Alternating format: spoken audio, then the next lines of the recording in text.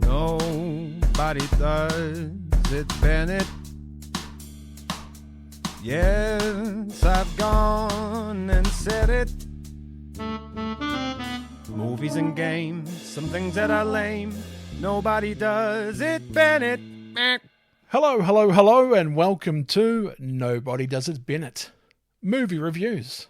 I'm your host, Greg Bennett, and tonight I'm joined by Tenson and Ross for the movie Star Wars Episode 1, The Phantom Menace. I've decided, guys, if you've listened to me in the past, thank you for listening, and I'll hopefully continue listening. I decided to drop the Greg Bennett experience from my name. It started as an inside joke, like it's something at work that someone used to say. As the more I've gone on, the more I've realised that it could be taken as an arrogant sort of thing.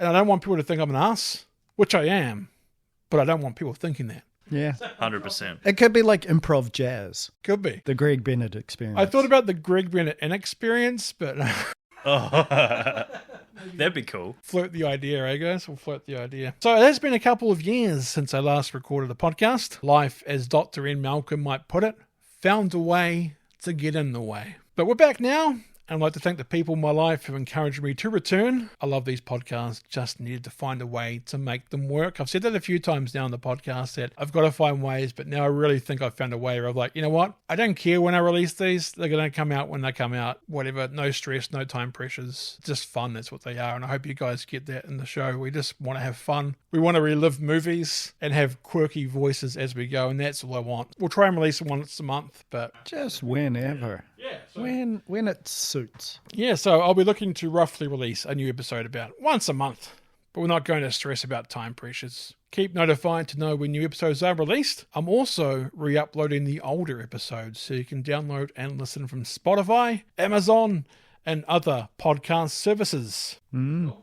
Wherever your podcasts are sold. Not Apple though, not Apple. What happened was I let the credit run out, and so I have to go back and re-release all the episodes again, but it gives me a chance to update the episode picks and stuff like that, kind of release them again and see what happens. The remaster. The remaster, or the reissue. The director's cut. Director's cut, added no extra minutes. Anniversary editions.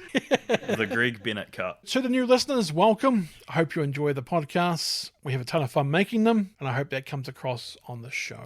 To the returning listeners, welcome back. I guess nothing else was on. It warms my heart that you've returned, and it broke that same heart thinking I may have let you down by stopping the pod for as long as I did. To the returning hosts, thank you so much. Every host I've asked wanted to return. I am so grateful for you all. This podcast is only made possible by your talent, time, and passion for them. The host rotation will be solid for the episodes, as well as hopefully having some of your fan favorites.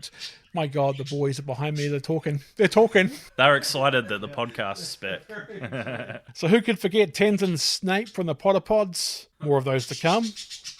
Yeah, that's right, boys. That's right, yeah. Whoa, yeah. They like it too. Potter fans. Keelan's Aunt May from the Raimi Spider-Man trilogy. Matt and his Arnie voices, as well as doing the intro songs for the show. Gemma's love for all things Potter, an impressive range of different characters she has voiced. Jeff's love of superheroes like Phantom and Power Rangers. Sorry about that certain line from the Phantom pod, Jeff, if you're listening, because there's one he didn't want to say. I was like, do it. You got to say it. It's in the script. Catherine Zeta-Jones is in there. She's like, I'll have the body once you're done with it. I'm like, whoa.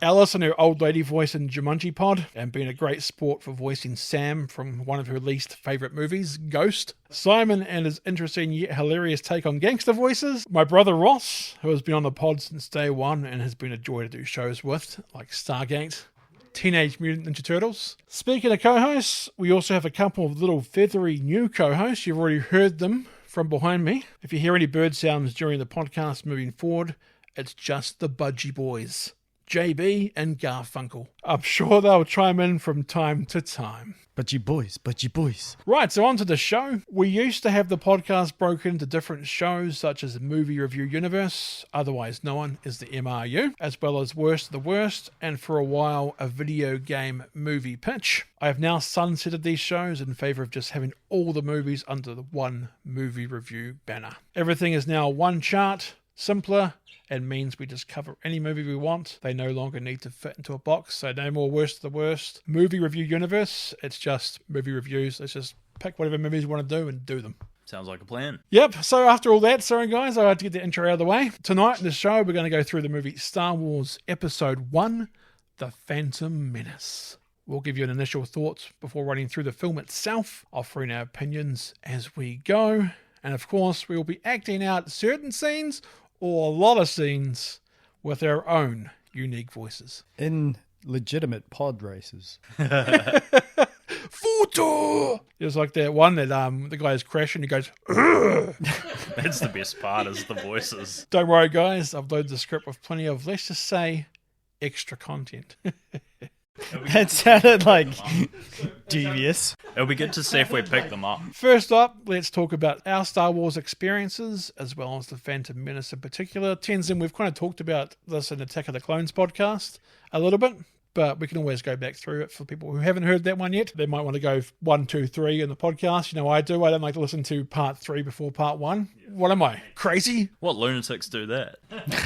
Star Wars and Phantom Menace in general, Tenson, what are your thoughts on Star Wars? I always love the sort of escapist feel that the Star Wars films have, and they're just good fun, enjoyable to watch. Yeah, I've always kind of been a fan of Star Wars since, I was a kid, and growing up with them like a lot of other people, and they're just, enjoyable movies and good fun. Were you Star Wars over Star Trek? Oh, 100%.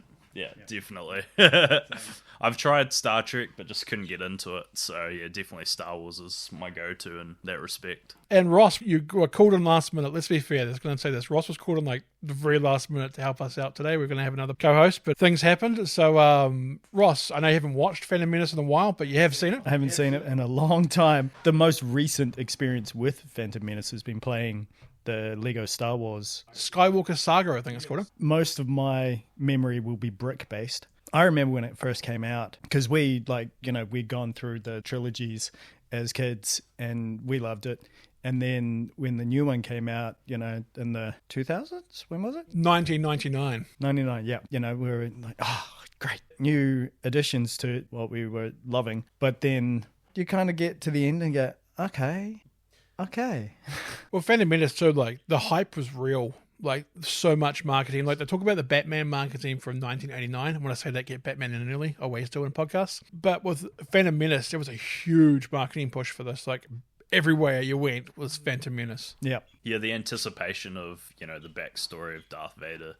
I think, a lot of people were so excited and hyped. Including the birds. The boys are like, yeah, they can remember those days. They agree. Yep.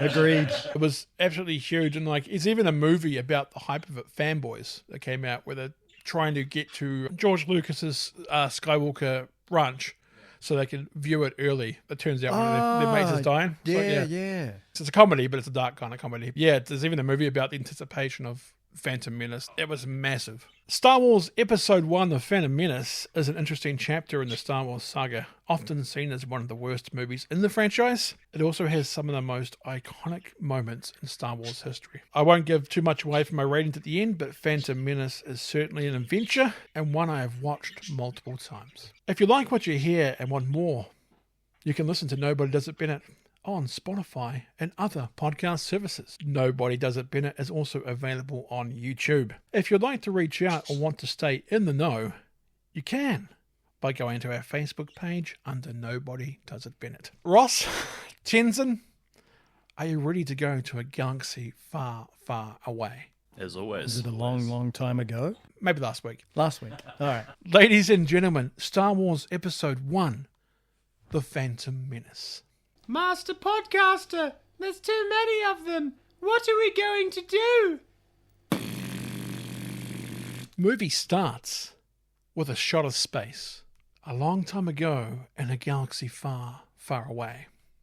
Bam! It's Star Wars, guys. Did you know that? Did you realize Star Wars is showing up? I was like, hey, who's it going to be? And it was Star Wars. Episode 1, The Phantom Menace. Turmoil has engulfed the Galactic Republic. Taxation of trade routes to outlying star systems is in dispute. Hoping to resolve the matter with a blockade of deadly battleships, the greedy Trade Federation has stopped all shipping to the small planet of Naboo. While the Congress of the Republic endlessly debates the alarming chains of events, the Supreme Chancellor has secretly dispatched 2 Jedi Knights, the guardians of peace and justice in the galaxy, to settle the conflict. And it's all said in a scroll that goes right past in space.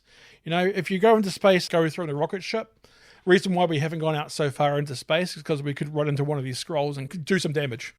We keep on running into words.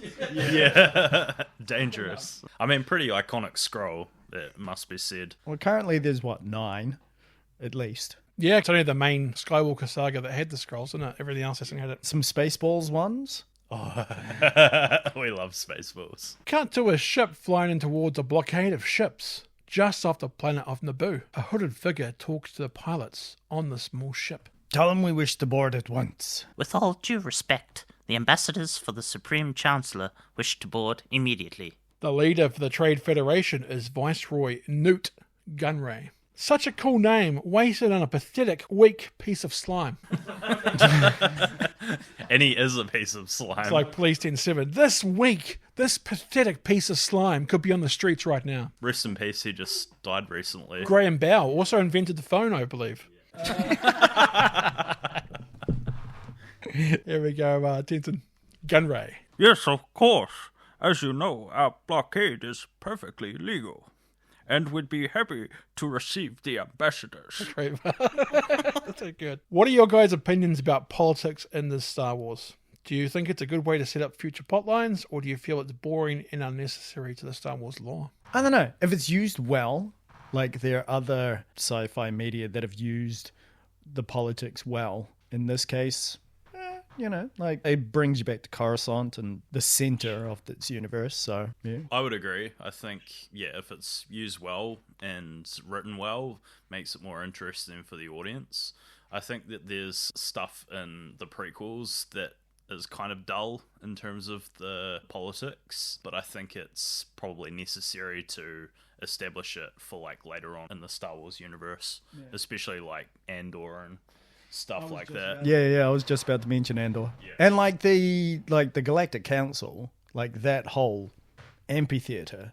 Now you see it, and it's iconic. Oh, definitely the Senate chambers and all that. Yeah, for me, I think it's very heavy front loaded, especially in the first movie, and then a little bit more in Attack of the Clones. But it pays off really well, I feel, in Revenge of the Sith. Oh, definitely. Without it, you wouldn't have the feeling of what happens. I'm not going to give anything away because we're not technically covering those movies yet. We can spoil the crap out of Phantom Menace, but I'm going to keep Revenge of the Sith for later, which I'll give a little bit of a hint. I can't wait to do.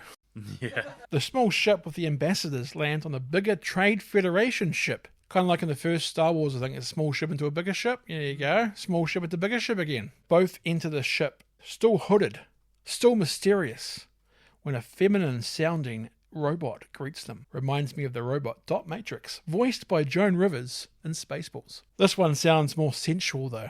This way, please. The droid leads the hooded ambassadors into what looks to be a corporate space negotiation room. To make things more Star Wars-like, I put space in front of everything. Yeah. Had to emphasize it. Where is this negotiating room? Space. Make yourselves comfortable. My master will be with you shortly. The mysterious hooded ambassadors remove their hoods. Oh, I have a bad feeling about this. He said the thing. I don't sense anything. I'm sure you will sense a certain lightsaber later on. It's not about the mission, Master. It's something elsewhere. Elusive. Stop trying to set up future plot points, Obi-Wan.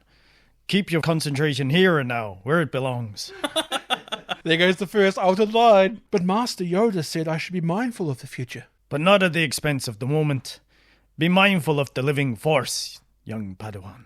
Yes, Master. So you'll see that Obi-Wan gets the young Padawan treatment in this. In Attack of the Clones, I was making a lot of fun of the fact that Obi-Wan says my Padawan, or my very young apprentice, or my very young Padawan to Anakin. For like every second line he talks to him. So now he gets it in this one from Qui-Gon. It's like a taste of his own medicine. It is. Or where he got it from. Well, it happened to me, so it should happen to you. Yeah. It's just a ranking system, you know? He's just a baby. It's a cycle of abuse. Obi-Wan and Qui-Gon discuss how the Viceroy will react to the Supreme Chancellor's demands. Qui-Gon says how the Trade Federation are nothing more than a bunch of cowards. Some real Jedi talk there. The negotiations will be short. The Fembot reports to the Viceroy and another Trade Federation dude called Rune Hako. What did you say?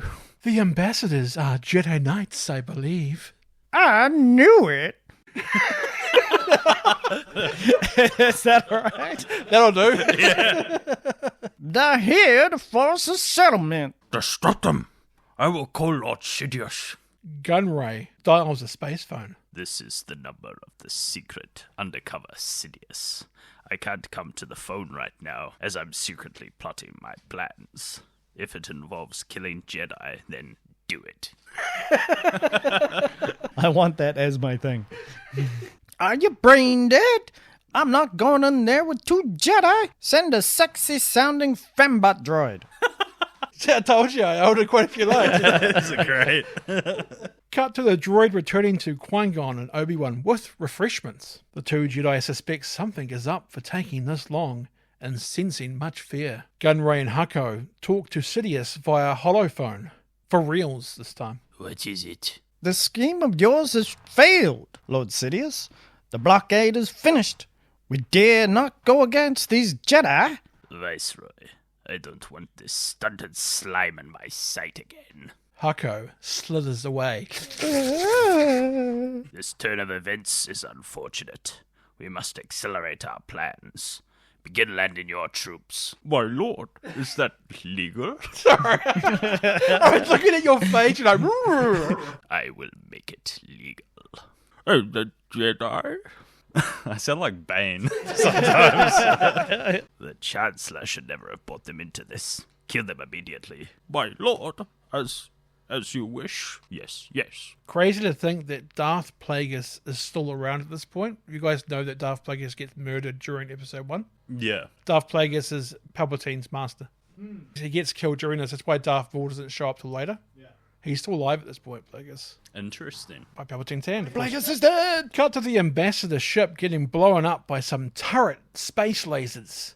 Goodbye, you brave soldiers. Pew, pew, pew. Obi-Wan and Qui-Gon get alerted by this and whip out their sabers. Obi-Wan has a blue saber while Qui-Gon has a green saber.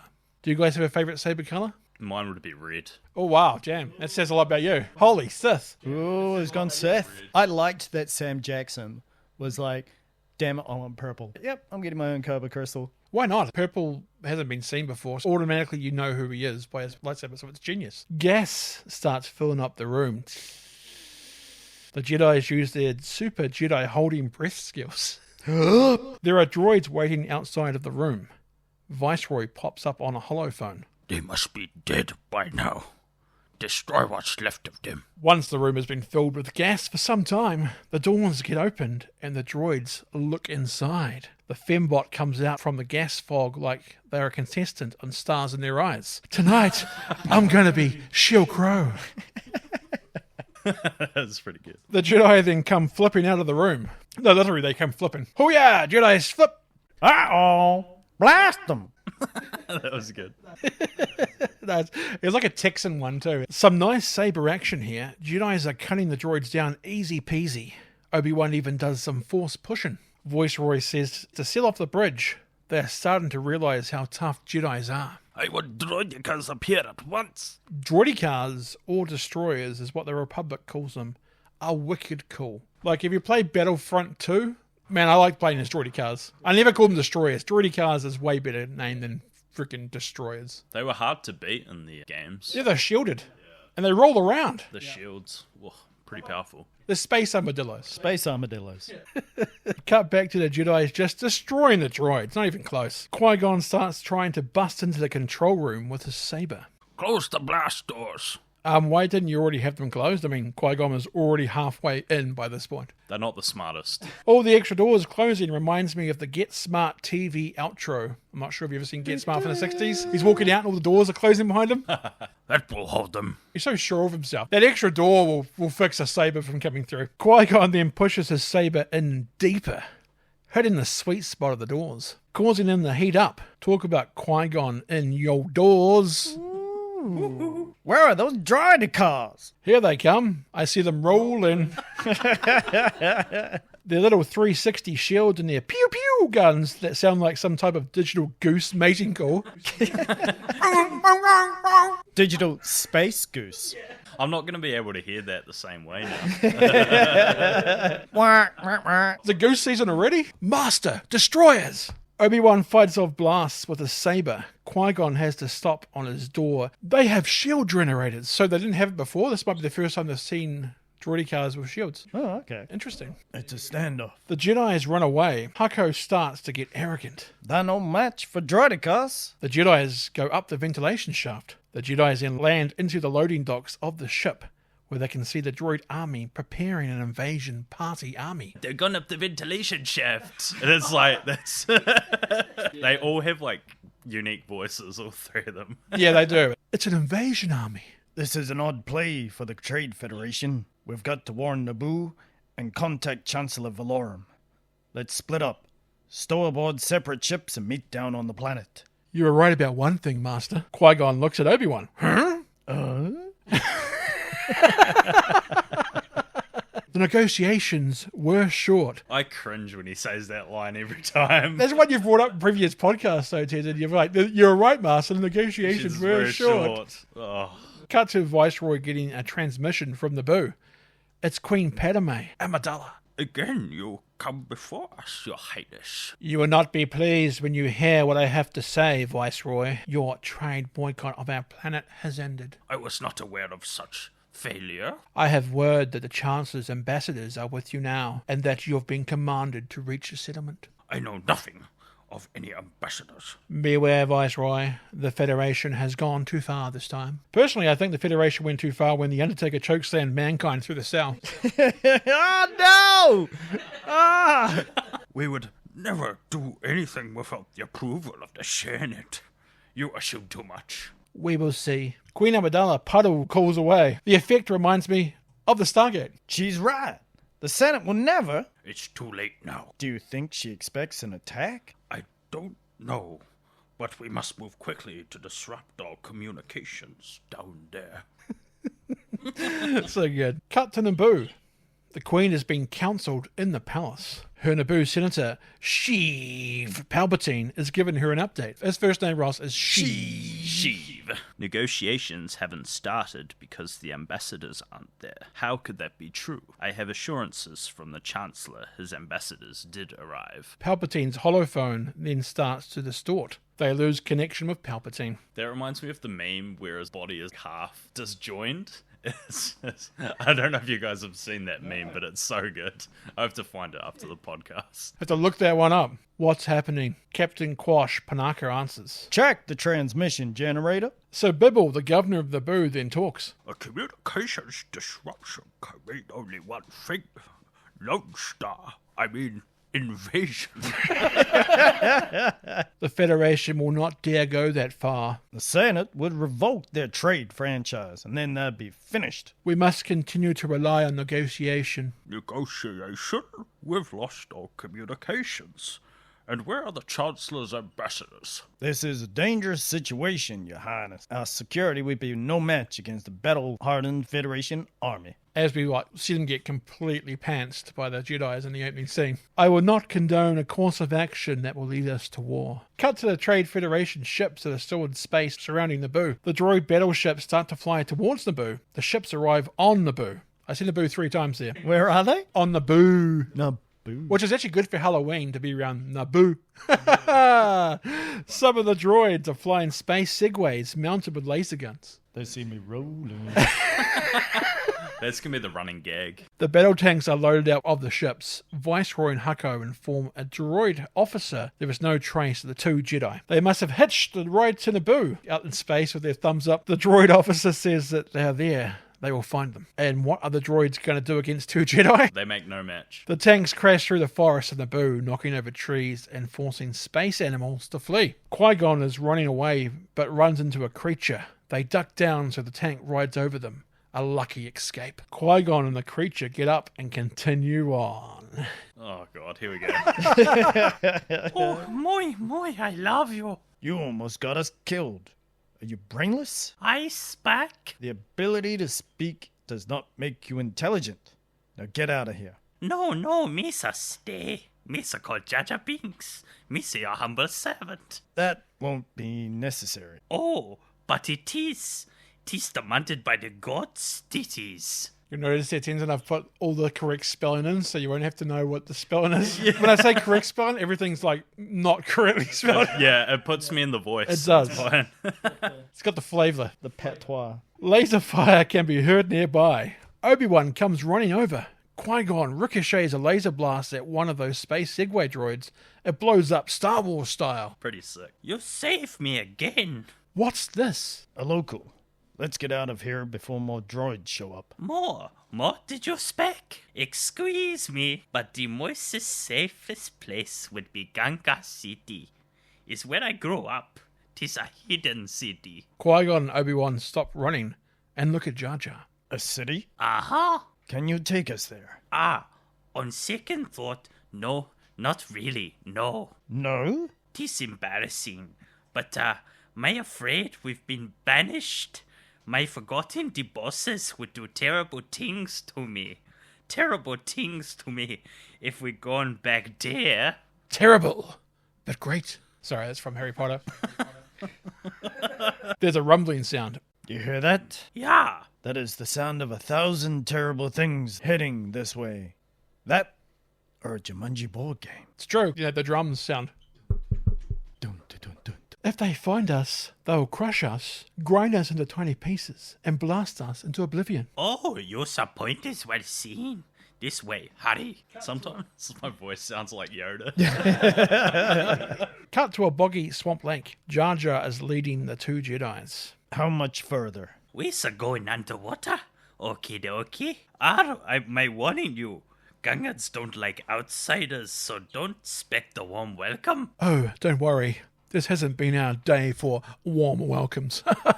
Oh, Obi-Wan, such a Jedi ochre.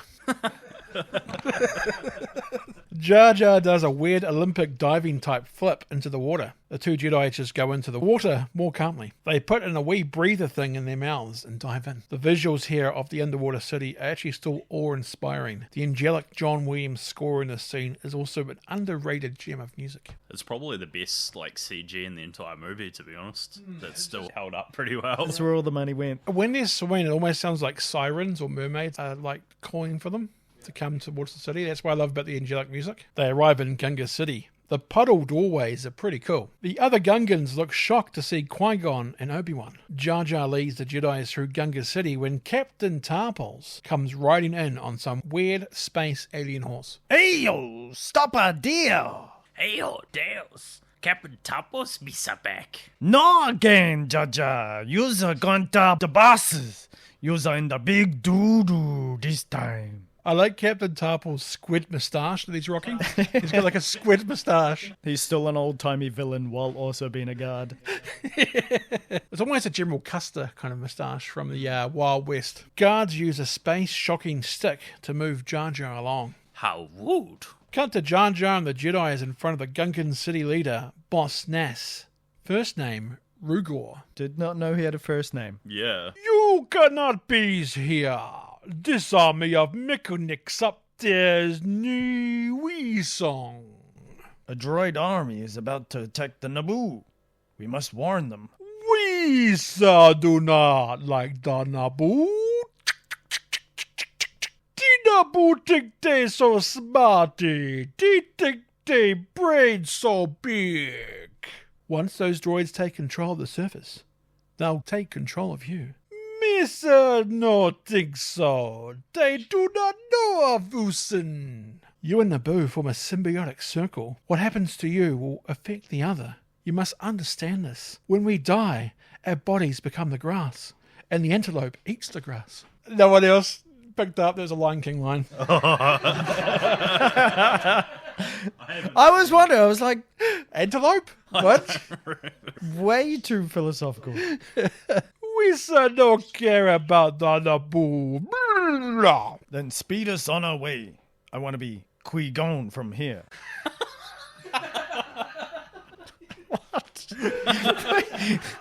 Those are random lines. We gotta speed yours away. Interesting that Qui-Gon is using mind control here. Shows his rogue Jedi nature. Yes, Obi-Wan uses mind control in episode 4, but Qui-Gon often uses the Force for his own gain. He must be doing the mind control for him to give him a ship. It's like, we don't want you to be here, but we'll give you our best ship. That has to be mind control. Yeah. Qui-Gon will use it for his own benefit. Something a Jedi doesn't usually do. Yeah. Similar to what Ben does in A New Hope. Ben is more by the rules, but he also sometimes goes off them because he learnt them from Qui-Gon. Because Qui-Gon is the Jedi that is more in line with the Force than with the Jedi's politics. Interesting to see how he uses it compared to others. We could use a transport. We give us una bongo. Similar to Coco Bongo, the nightclub from the movie The Mask. Jar Jar is shocked by Boss Nass giving the Jedi one of his fastest ships. Mind control. It's fine if the good guys use it. The speediest turnabout is going through the planet core. Now go. Was Boss Nass under mind control after all? I think he was, but he must have been fighting it somehow. Yeah. Well, he's the boss. Thank you for your help. We leave in peace. Qui-Gon and Obi-Wan start walking away. Master, what's a bongo? I'll tell you when you're older.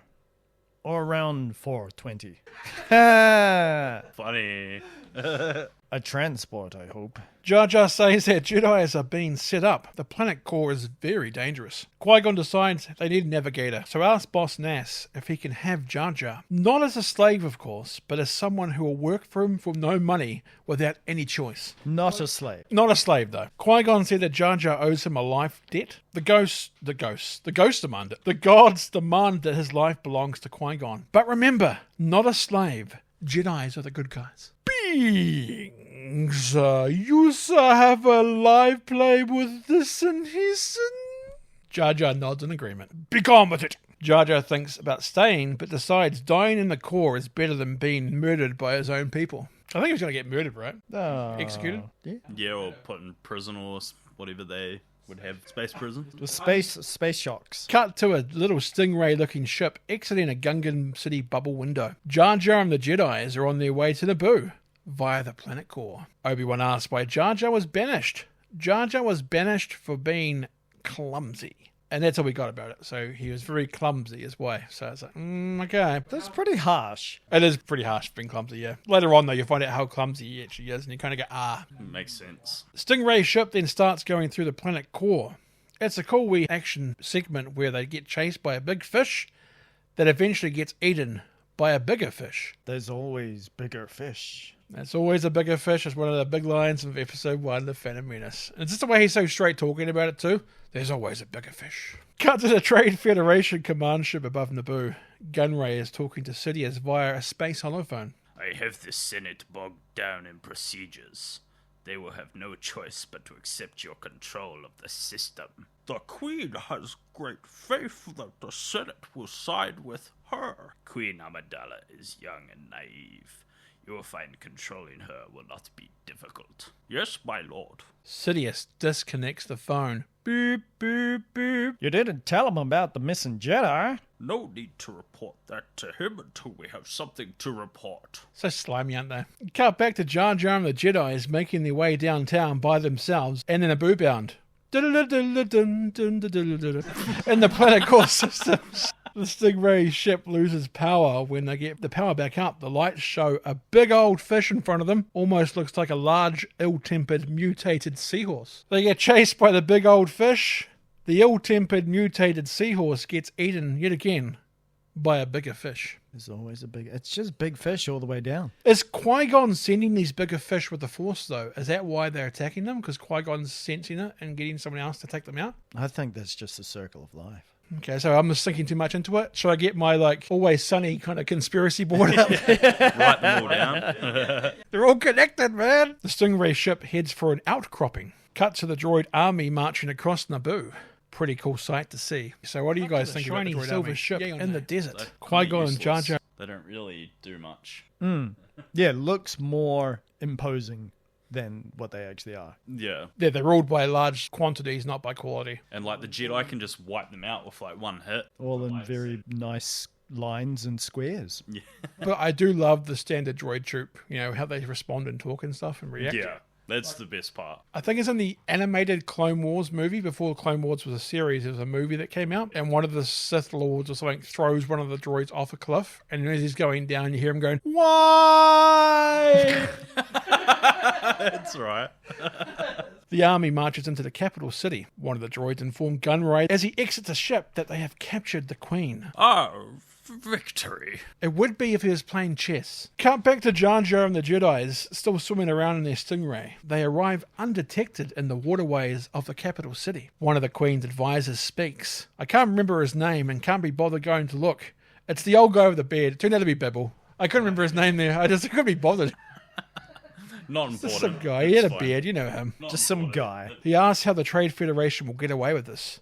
Gunray says that the Queen will sign a treaty with the Trade Federation that will legitimize the occupation. Gunray has assurances it will be ratified by the Senate. By the Senate! I will not cooperate. Now, Your Highness, in time the suffrage of your people will persuade you to see our point of view. Gunray tells a commander droid to process them and take them to Camp 4. So how many camps and what did they have? At least 4.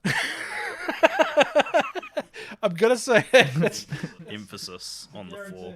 Roger, roger. The Queen and her advisors and security are led down the main steps of the palace. As they are walking around, Qui-Gon and Obi-Wan start following and sneaking around. The Jedi leap down from a balcony while Jar Jar hangs on last minute. So you see them when they jump down? I actually paused it, obviously, to see what was going on. Jar Jar jumps, but then he decides he doesn't want to go down, so he's like hanging on the side of the balcony. While Jar Jar hangs on last minute, Qui-Gon and Obi-Wan use their 6 saber skills to take out the hapless droid guards. They free the Queen and her cabinet. The droids are so easy to destroy for the Jedi. Qui-Gon even force pushes a couple of droids back. Every time they fight, there's a Jedi that's like, whoop! There you go. Remember, we can do that. I could chop you up, but I can't be bothered. I'm just going to push you away. It's kind of like that scene in Raiders where Indy just like pulls out the gun and that real fancy swordsman. That's so classic, but he was sick that day. He was, yeah. It's like he just couldn't be bothered, so And now it's iconic. it is. Qui-Gon says that they are ambassadors for the Supreme Chancellor. Old Beard Man, which is now Bibble Guy, says how it seems the negotiations failed. The negotiations never took place.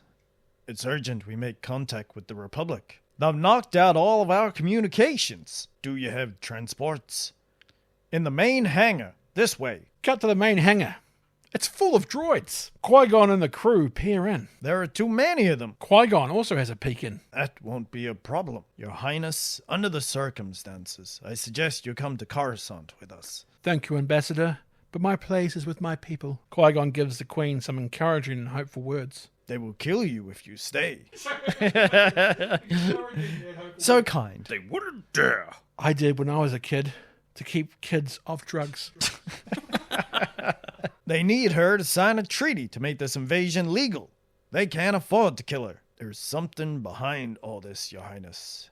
There's no logic in the Federation's move here. My feelings tell me they will destroy you.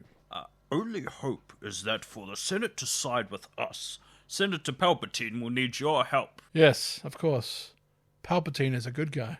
Oh yeah, the best. Either choice presents great danger to us all. In the scene, you can see Padme dressed in robes next to the Queen. Has she already switched, or does her servant just look identical? I think at this point she's switched. Because, like, I think, When knew they were going to get captured? yeah. I think that's when they that's switch. when it happens. We are brave, Your Highness. If you are to leave, Your Highness, it must be now. Then I plead our case to stay with the Senate. Qui-Gon turns and leads the charge into the hangar. They just casually stroll in loudly, like saying their plans, like freeing the pilots who are being guarded by droids that are paying no attention. Obi-Wan goes and sorts freeing the pilots, while Qui-Gon and the rest walk right up to the droid squad. Halt. I am the ambassador to the Supreme Chancellor. I'm taking these people to Coruscant. Not the hobbits to Isengard? Where are you taking them? Coruscant. Coruscant. That doesn't compute.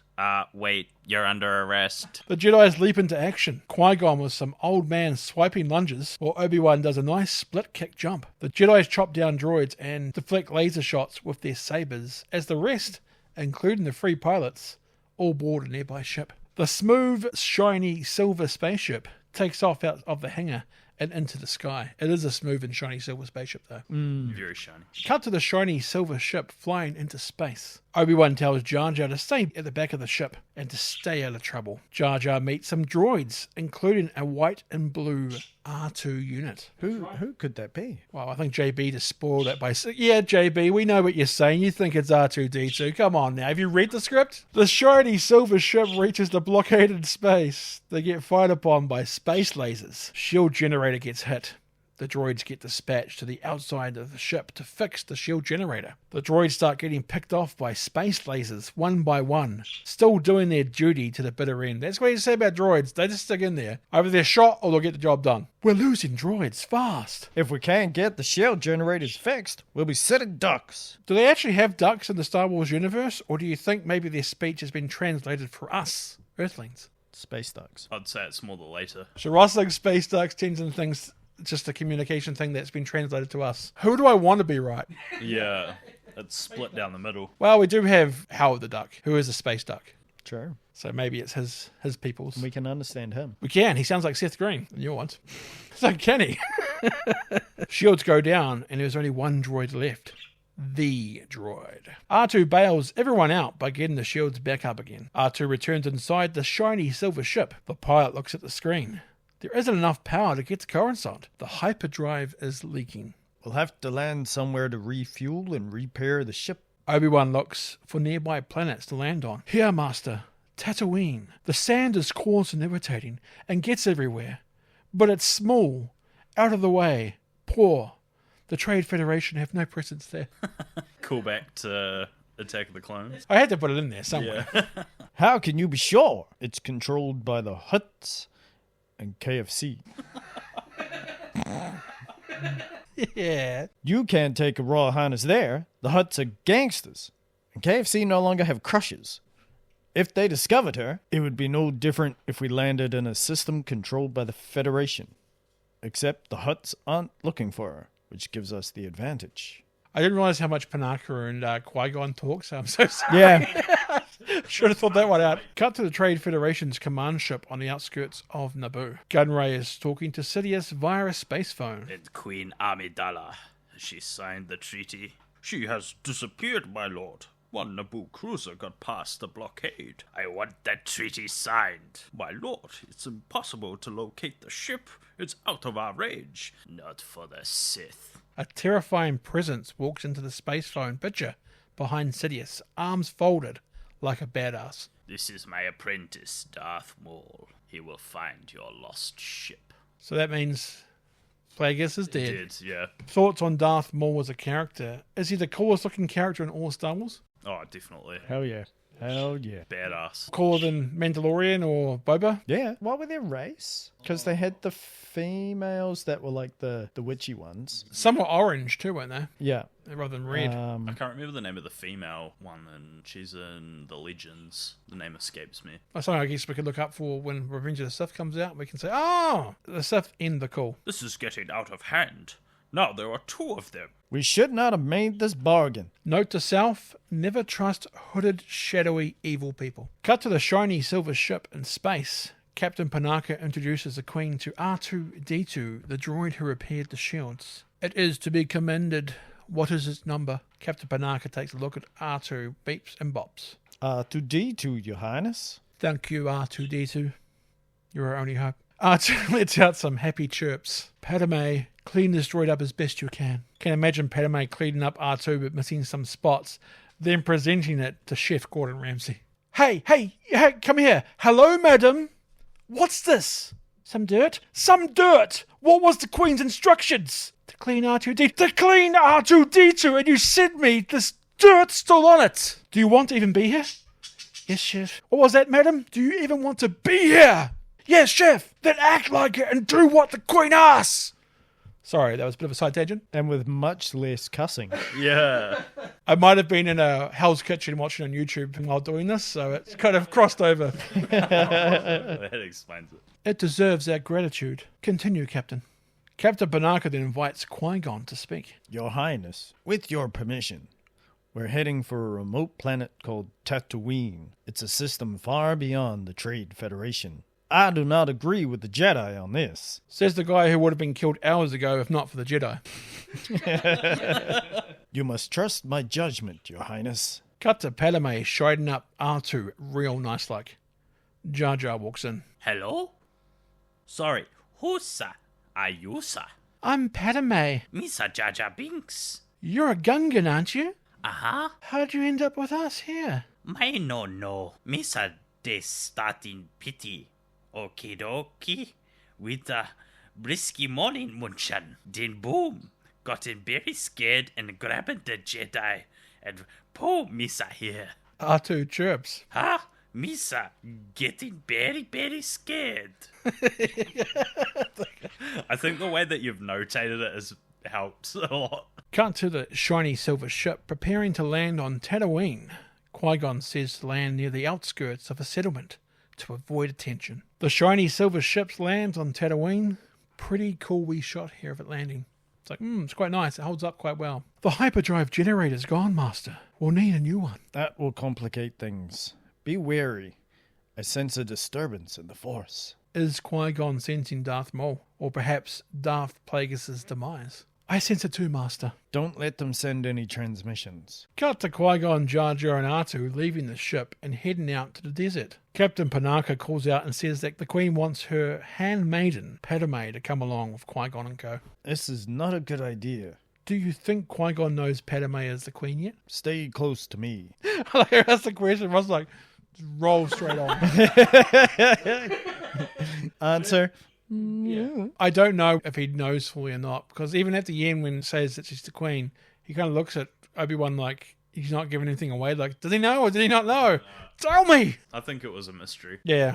But you think the Force would have told him. Yeah, exactly. But then again, they couldn't sense that Palpatine was Sidious, so... Cut to Qui-Gon, Padme and the team arriving in the outskirt markets. Qui-Gon explains how most of the people around here are moisture farmers, some indigenous tribes, and scavengers. A few spaceports like this one are havens for those that don't wish to be found. Like us. Qui-Gon looks around and decides to try one of the smaller dealers. Cut to a flying space anteater. What else would you call them, you know?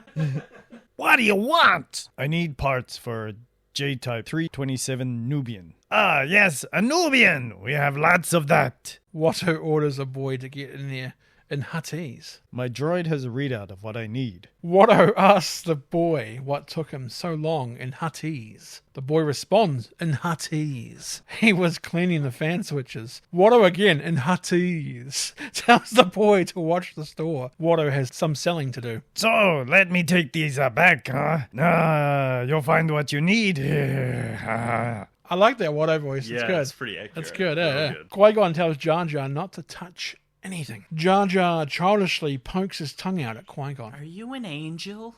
What? An angel. I heard the deep space pilots talk about them. They're the most beautiful creatures in the universe.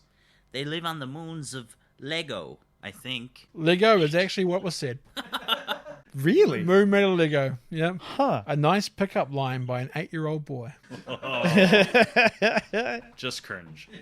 As much as these lines are cringy, the hate that Jake Lloyd got from playing young Anakin was insane and disgusting. It wasn't his fault, it was the script, and some moments that are so subtle that I did not expect an 8-year-old boy to do in this, like just in the way he acts. Newsflash! Jake Lloyd didn't write the script. You're a funny little boy. Funny how? How am I funny? Am I here to amuse you? Like some sort of clown? Tell me how. How am I funny?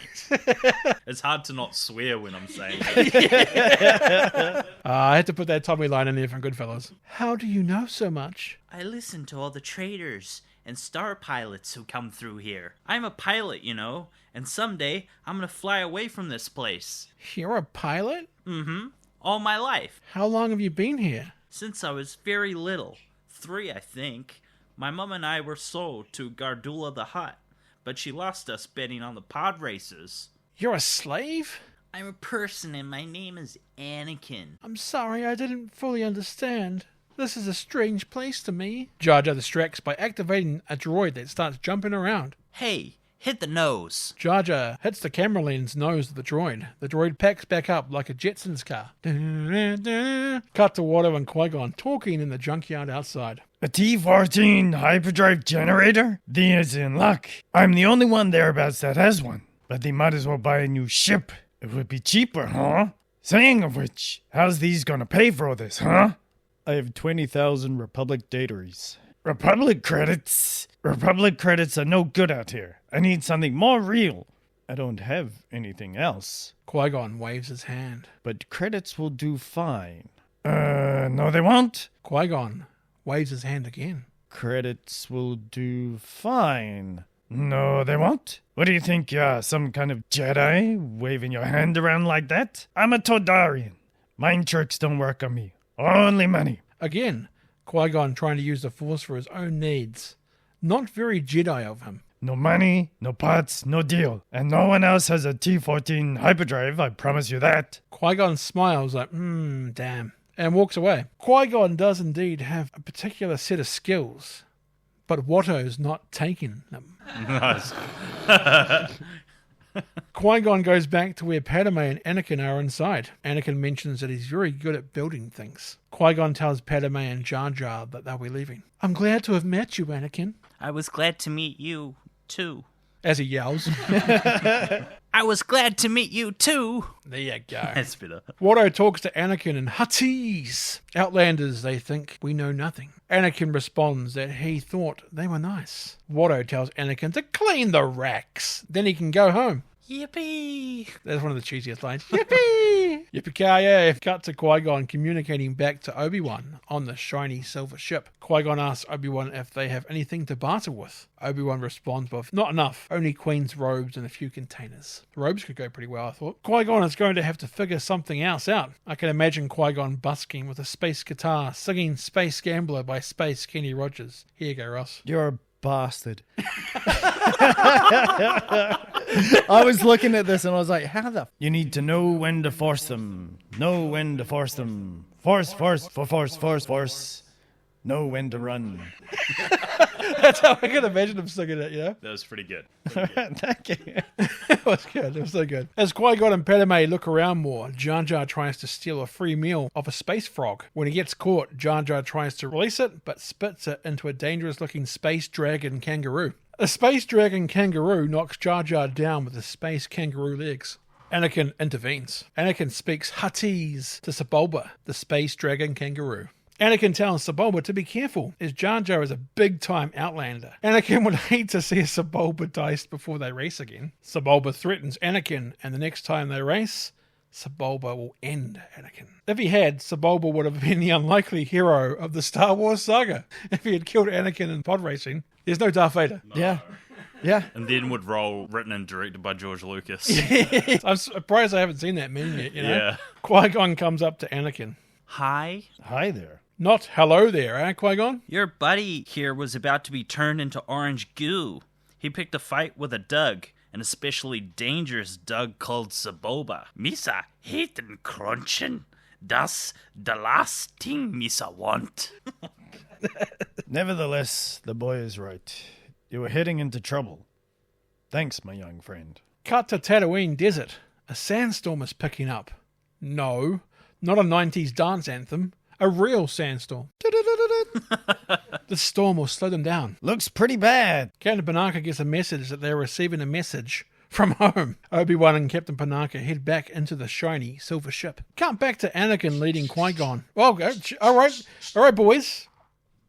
Cut back to Anakin leading Qui-Gon and the team through the village. I don't think the boys like Anakin or Qui-Gon for some reason. Maybe he's trying to tell us he's going to be killed in the third act. Come on, boys. Careful.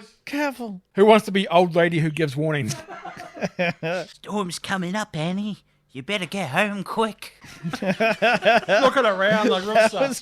Anakin turns to Qui-Gon. Do you have shelter? We'll head back to our ship. Is it far? It's on the outskirts. It sounds real weird because I sound so Kiwi doing the accent. Hey, bro, where you parked at, bro? You'll never reach the outskirts in time. Sandstorms are very, very dangerous. Come on, I'll take you back to my place. I've lost the voice. You sound so Kiwi now. I've lost the voice. Come on, I'll take you back to my place. Cut to Anakin leading Qui-Gon, Padme, Jar Jar, and R2 back to his slave quarters. The storm has really picked up. Anakin leads them inside. Anakin calls out for his mom. His mom, not his mum. but his mom. Mom. Anakin's mother is Shmi Skywalker and appears in the room. These are my friends, Mom. Hello? I'm Qui-Gon Jinn. Your son was kind enough to offer us shelter. Anakin shows Padme and Jar Jar the droid he is building. The droid's name is 3PO. Isn't he great?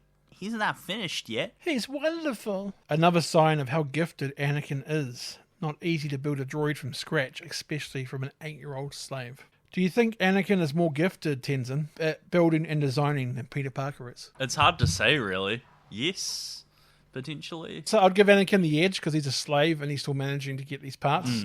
Yeah, but he's probably using some sort of, like, because he's force sensitive to help, so... So you're saying he's cheating? No. Space cheating. He would never get into space college. Were you using the Force for that? Look, it says up there, no calculators, no Force. No AI. Anakin turns on 3PO. Where is everybody? 3PO is missing an eye. Whoops. Yeah. Anakin pops 3PO's eye back in. Oh, hello. I'm C-3PO, human cyborg relations. How might I serve you? Well, if you're going to help Anakin's mom, perhaps a Tusken Raider detector? He's perfect. When the storm's over, I'll show you my racer. I'm building a pod racer. 3PO walks around on shaky legs while R2 watches him. 3PO talks to R2. Oh, hello. I don't believe we have been introduced. R2 beeps and bops at 3PO. R2-D2, a pleasure to meet you. I am C-3PO, human cyborg relations. R2 beeps at 3PO again. I beg your pardon, but what do you mean naked? R2 beeps and bops again. My parts are showing. My goodness. Oh. My parts are showing. Oh my goodness. Oh. Yeah. The robe romance has begun. That's a new genre. Robe romance? Yep, road romance. Found on Futurama. Cut to the shiny silver ship. A space phone from Bibble. Old better guy from before comes through as Obi-Wan, Captain Panaka and the Queen, with some extras as well. Watch. The message is stating that the Boo people are overrun and are being killed. The Queen must bow to their wishes. Bibble urges the Queen to contact him. Hit the trick. Send no reply. Send no transmissions of any kind. Obi-Wan walks off to contact Qui-Gon via the space Star Trek communicator device, because it looks like a Star Trek one. But in Star Wars. Yes. It sounds like bait to establish a connection trace. What if it's true and the people are dying? Either way, we're running out of time. Cut to Coruscant. Sidious and Darth Maul are taking a Sith walk on a balcony. Tatooine is sparsely populated. If the trace was correct, I will find them quickly, Master. Move against the Jedi first. You will then have no difficulty in taking the Queen to Naboo to sign the treaty. At last we will reveal ourselves to the Jedi. At last we will have revenge. You have been well trained, my young apprentice. Try not to make any split decisions. There will be no match for you. You catch it, did you? Split decisions. What happens to Darth Maul? Threw it in there. It sounded so Star Warsy, didn't even notice. It was just in the voice, you know. I should have written the script for this, you know. Perfect. I would have done better than the originals. Shmi pours water for Qui-Gon as the group has what I'm sure is a tasty slave meal. All slaves have a transmitter placed inside their bodies somewhere. I've been working on a scanner to try and locate mine, Any attempt to escape? and they will blow you up. Boom. How rude. I can't believe there's still slavery in the galaxy. The Republic's anti-slavery laws. The Republic doesn't exist out here. We must survive on our own. The drama is interrupted by Jar Jar's long tonguing some fruit. That would interrupt. Has anyone ever seen a pod race? They have pod racing on Melistar. Very fast. Very dangerous. I'm the only human that can do it. You must have Jedi reflexes if you race pods. Jar Jar tries to long tongue the fruit again, but Qui-Gon grabs his tongue. Don't do that again. You're a Jedi Knight, aren't you? No, I'm a Jedi Dave. Classic Qui-Gon humor. Thanks, Dad. What makes you think that? I saw your laser sword. Only Jedis and copyright infringing copycats carry that kind of weapon. Perhaps I killed a Jedi and took it from him? I don't think so. No one can kill a Jedi. I wish that were so. I had a dream I was a Jedi. I came back here and freed all the slaves. Oh, Anakin and his dreams. I'm sure he won't cause any future problems. Have you come to free us? No, I'm afraid not. I think you have. Why else would you be here? I can see there's no fooling you, Anakin. We're on our way to Coruscant, the central system on the Republic, on a very important mission. How did you end up here in the Outer Rim? A bike messenger knocked me down. That's an ongoing joke, one that from Spider-Man, the very first Spider-Man, when Aunt May asks Peter how he got the cut on his arm. That's what he says. Oh, okay. I've just inserted it randomly into other movies. I think I did it like 3 times in Chamber of Secrets. Yeah. A bike messenger knocked me down. Our ship was damaged, but we're stranded here until we can repair it. I can help. I can fix anything. Can you fix the movie Morbius, Anakin? No one can. It's a lost cause. Morbin time. I believe you can, but first we must acquire the parts we need. With no nothing, we'll have to trade. These junk dealers must have a weakness of some kind. Gambling. Everyone here revolves around betting on those awful races. Pod racing. Greed can be a powerful ally. So Gordon Gekko was right. Greed is good. I build a racer. It's the fastest ever. There's a big race tomorrow on Bunta Eve. You could enter my pod. Anakin, Watto won't let you. Watto doesn't know I've built it. You could make him think it was yours and get him to let me pilot it for you. I don't want you to race. It's awful. I die every time Watto makes you do it. Stay out of it, Mom. You don't understand me. Gaw. What Anakin actually said. But, Mom, I love it. The prize money would be more than pay for the parts they need. Anakin. Your mother's right. Is there anyone friendly to the Republic who can help us? No. I'm sure Qui-Gon doesn't want to put your son in danger. We'll find some other way. Quiet, handmaiden. You don't speak for a Jedi. Who do you think you are, Queen Amidala or something? No, there's no other way. I may not like it, but he can help you. He was meant to help you. I'm not sure my Padme and my Shmi now. This is different. It's so bleeding together. Yeah, the people listening to this are going to get real annoyed. And I'm like, what the hell's going on with him? Cut to outside in the village streets. Qui-Gon and Padme make their way towards Watto's place. Are you sure about this?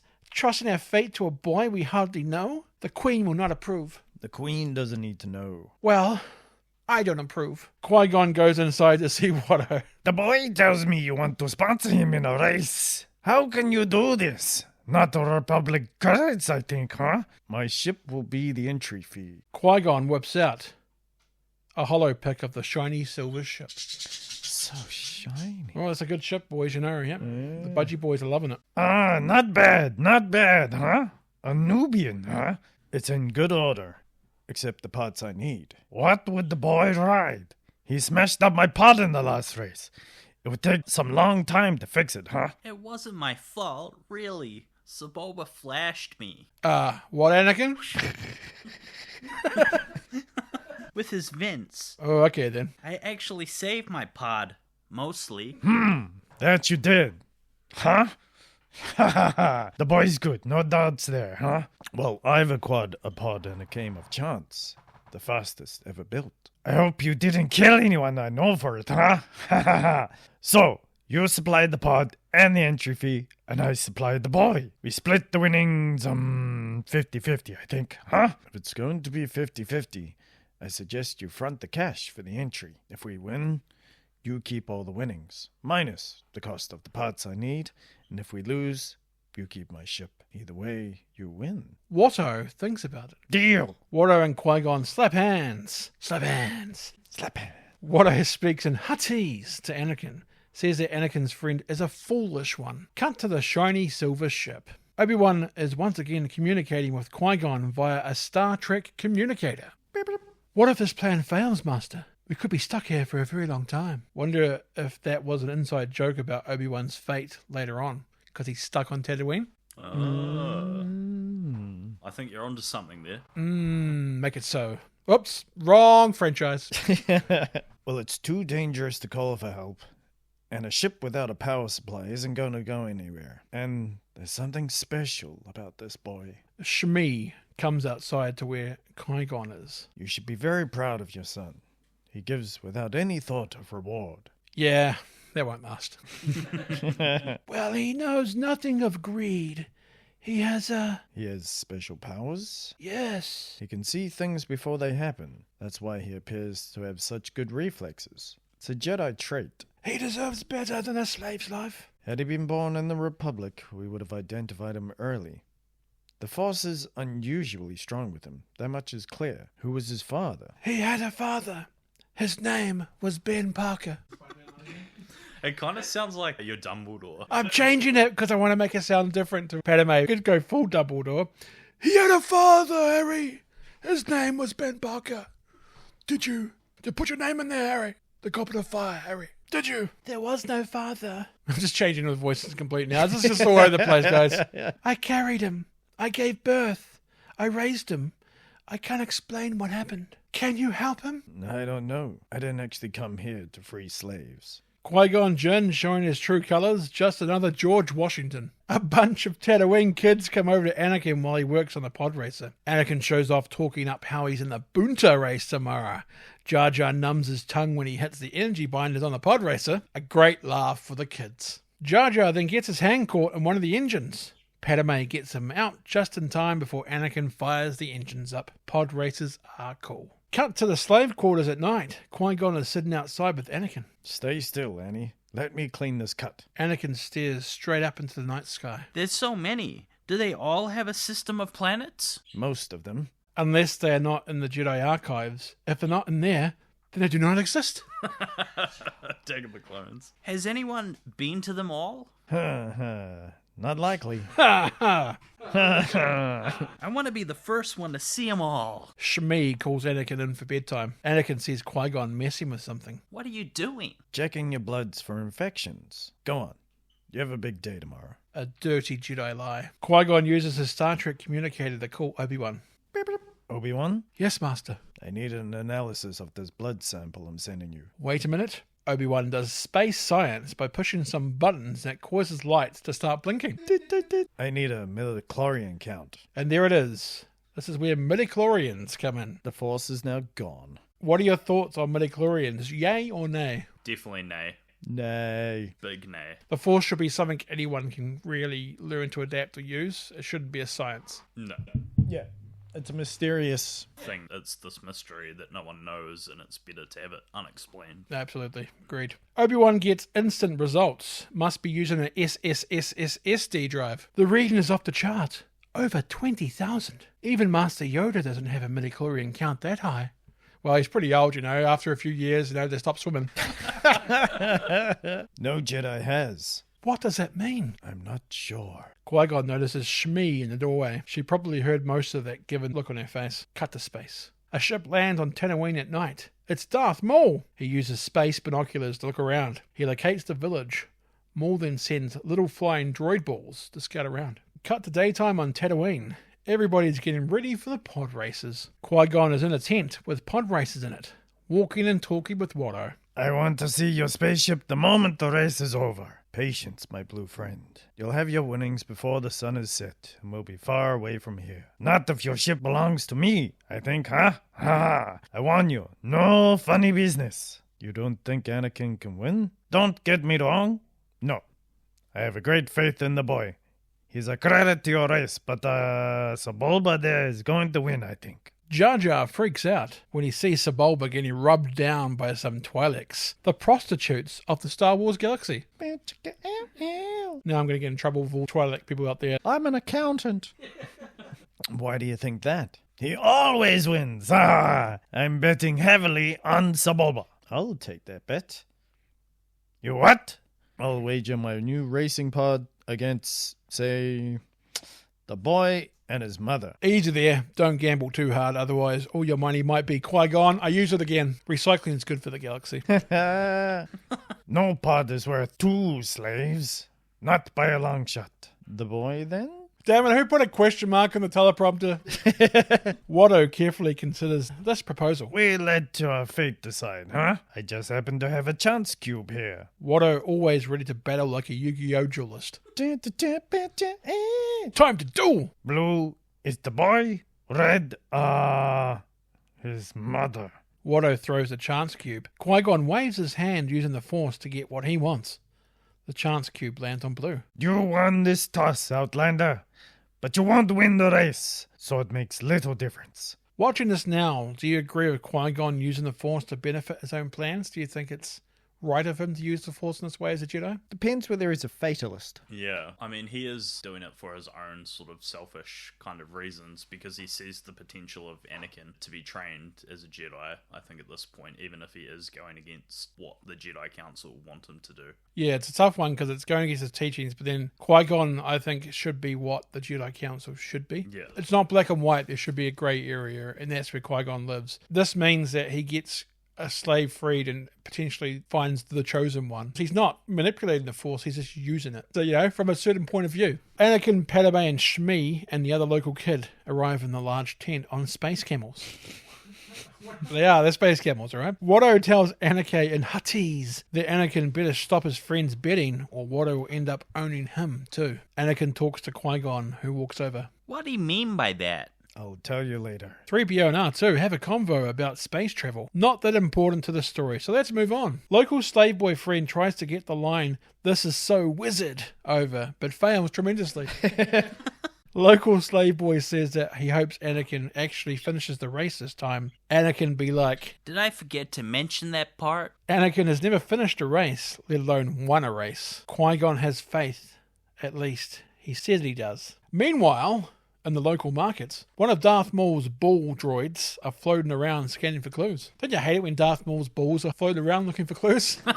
Cut to the pod racing arena. The stands are full as the racing is about to begin. All the pod racers prepare at the starting grid, making any required last-minute adjustments. There's a two-headed alien commentator that has a great booming vocals. Each pod racer has a unique design, which is really cool. Apart from the Duel of the Fates scene towards the end, the pod racing is probably the best part of the Phantom Menace. And the game, Star Wars Pod Racing. It came out a few years ago again, they re-released it, but they've never made a new one. So why not? Be like Mario Kart, but with Star Wars. It sounds like fun. So Sebulba plays it up to the crowd. The flags moving out onto the track kind of feel like an Olympic opening ceremony. Should have gone Fast and Furious style. Just had a hot woman come out holding a scarf. Family. 3PO is holding Anakin's flag, which is white with blue, the same design that is on his pod racer. Jar Jar gets crop dusted by a nearby space camel. Piusa. Shmi talks to Anakin. Be safe. I will, I promise. Sebulba walks by one of Anakin's pod racer engines and tampers with it. Seriously, in front of 10,000 aliens and people. Sebulba tells Anakin Huttese that he won't walk away from this one. Even calls Anakin slave scum. Like Anakin has any choice about being a slave. Anakin bites back and tells Sebulba not to count on it. And calls him a slime ball. Jeez, language here. Qui-Gon makes sure Anakin is all set and pops him in the pod racer. Remember, concentrate on the moment. Feel. Don't think. Use your instincts. You can hear the Skywalker theme playing during this. I will. May the Force be with you. Oh, he said the line. That's the thing. Anakin puts on his helmet. Looks like an Ewok trying to put it on. This has got a bigger head than a body, I feel. Jabba the Hutt is introduced. There's also a lady Jabba behind him. Jabba orders the racers to ready their engines. The pod racers start their engines. Qui-Gon and Jar Jar head back to where Padme and Shmi are, waiting. You Jedi are far too reckless. The Queen is not. The Queen trusts my judgment, young handmaiden. You should too. Yeah, handmaiden, settle down. You're not the Queen. You assume too much. I like the elevator balcony that Qui-Gon and the others get on. There's like a little balcony and they go... Yeah, that goes straight up. Yeah, it's pretty Can they cool. invent those already? Why That'd isn't be that not awesome. in Vegas? Yeah. So you don't have to walk up endless flights of stairs. Yeah. Jabba bites the head off a creature and spits it at a gong to begin the race. All the pod racers zoom off to begin the race. All but Anakin, as his engines have stalled. Can imagine older Anakin's response to this. I hate you! The crowd laugh and point at Anakin, including Watto, and a random Warwick Davis cameo. Oh, yeah, that's Who of course played the Ewok Wicket in Return of the Jedi, and Professor Flitwick from the Harry Potter movies, as well as the upcoming Harry Potter TV series. Another racer is also having trouble at the start. Anakin eventually gets going. Don't think the other alien dude does though. And there goes Skywalker. He'll be hard-pressed to catch up with the leaders. The sound the pod racers make are so cool. A mixture of high-pitched noises, motor sounds, at a dance DJ dropping a beat. It's so accurate. Sebulba starts violently crashing other pod racers. The first-person shots in the pod racing cockpit are such a thrill. I love how the landscape goes from open desert to tight canyons and trenches. Then you have Tusken Raiders randomly sniping racers as well. Looks like a few Tusken Raiders are camped down on the canyon dune turn. Alien dude who hasn't started the race yet has his racer go up in the air and break apart. So nope. He doesn't start the race. Sebulba comes in leading the pack through the first lap. The pod racer alien with the pit droids, one of them has like pit droids with them, comes in for repairs. One of the pit droids gets sucked up into the engine, which blows the engine. Pit droid is okay though, just a bit dizzy. Can't blow him up, it's the kids' film. Still no sign of Anakin though. Look, here he comes! Anakin comes in to go into lap 2. That was hard to say. It looks like Skywalker is moving up the field. R2 talks to 3PO. He has to complete 2 more circuits. Oh dear. Anakin does some sweet over-the-top maneuvering to overtake another competitor. Sebulba throws some loose parts into other racers' engines. He really is a slimeball. When the racer crashes, he makes a hilarious sound. Oh no! As Anakin looks to move out of the crashing racer's way, one of his power engine cables comes loose. Skywalker is spinning out of control. Anakin smartly uses a magnet to grab the tip of the cable and then reattaches the cable back to the main body of his pod racer. Clever thinking. Smart boy. Anakin then puts the engines into full power and starts working his way back up the field, passing racers as he goes with some savvy driving. The Tusken Raiders are damn fine shots too. They take out one of the pod racers, but some of the shots, they almost hit Anakin like square on. They headshotted them. Again, that'd be the heroes of the Star Wars universe. Written and directed by George Lucas. Oh, I don't care what universe you're from, that's gotta hurt. Sebulba is still in the front, heading into lap 3, but Anakin is right up there with him. When the pods are near side by side, you can really get the picture of how much bigger Sebulba's pod racer is compared to Anakin. Not the size, it's what you do with it. Anakin is right up Sebulba's pod butt, trying to find a way around. Sebulba starts to slam into Anakin when Anakin comes up the side. Skywalker's been forced onto the service ramp. Anakin blasts past the ramp barricade and goes flying in the air, causing his pod engines to start slowing down. Anakin powers down, then hits full blast on a descent to leapfrog Sebulba and take the lead. It's Skywalker! The crowd cheers. Amazing! A quick control thrust, and he's back on course. Sebulba and Anakin blast past a couple of spectating Jawas. As Sebulba's large pod racer looms behind Anakin, the piece of Sebulba's sabotage part on Anakin's engine comes loose and falls off. One of Anakin's engines starts to smoke. Sebulba takes the lead. Skywalker's in trouble! Sebulba takes the lead. Crowd cheers again. Anakin vents his engine, which causes it to stop smoking. He then balances the power between both engines to restart it while still racing. That's the role of the chosen one, to balance the power. And that's what he did. He balanced the power. Anakin then blasts off again to gain ground on Sebulba. He's catching Sebulba. Anakin catches up on Sebulba. They knock each other while they are side by side.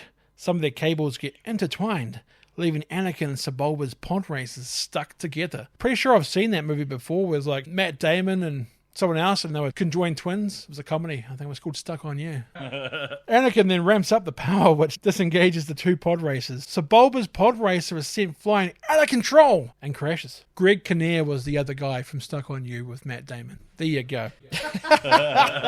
I'm glad we got there. Yeah. But Sebulba's not harmed. He's just pissed. And he just says, "Poodoo!" That's what I say too, but twice a day. Anakin zooms in to win the race. The crowd's going nuts. The crowd appears around Anakin's pod, cheering and celebrating. Qui-Gon puts Anakin up on the shoulder as all generic gamblers who finally win do. Jabba has to be woken up and informed that the race is over. Does Jabba always sleep standing up? It's kind of like side-sitting it like Rose in Titanic when she's getting drawn like a French girl. Draw me like your French hut. But in Huttese. Cut to the pod racing tent after the race.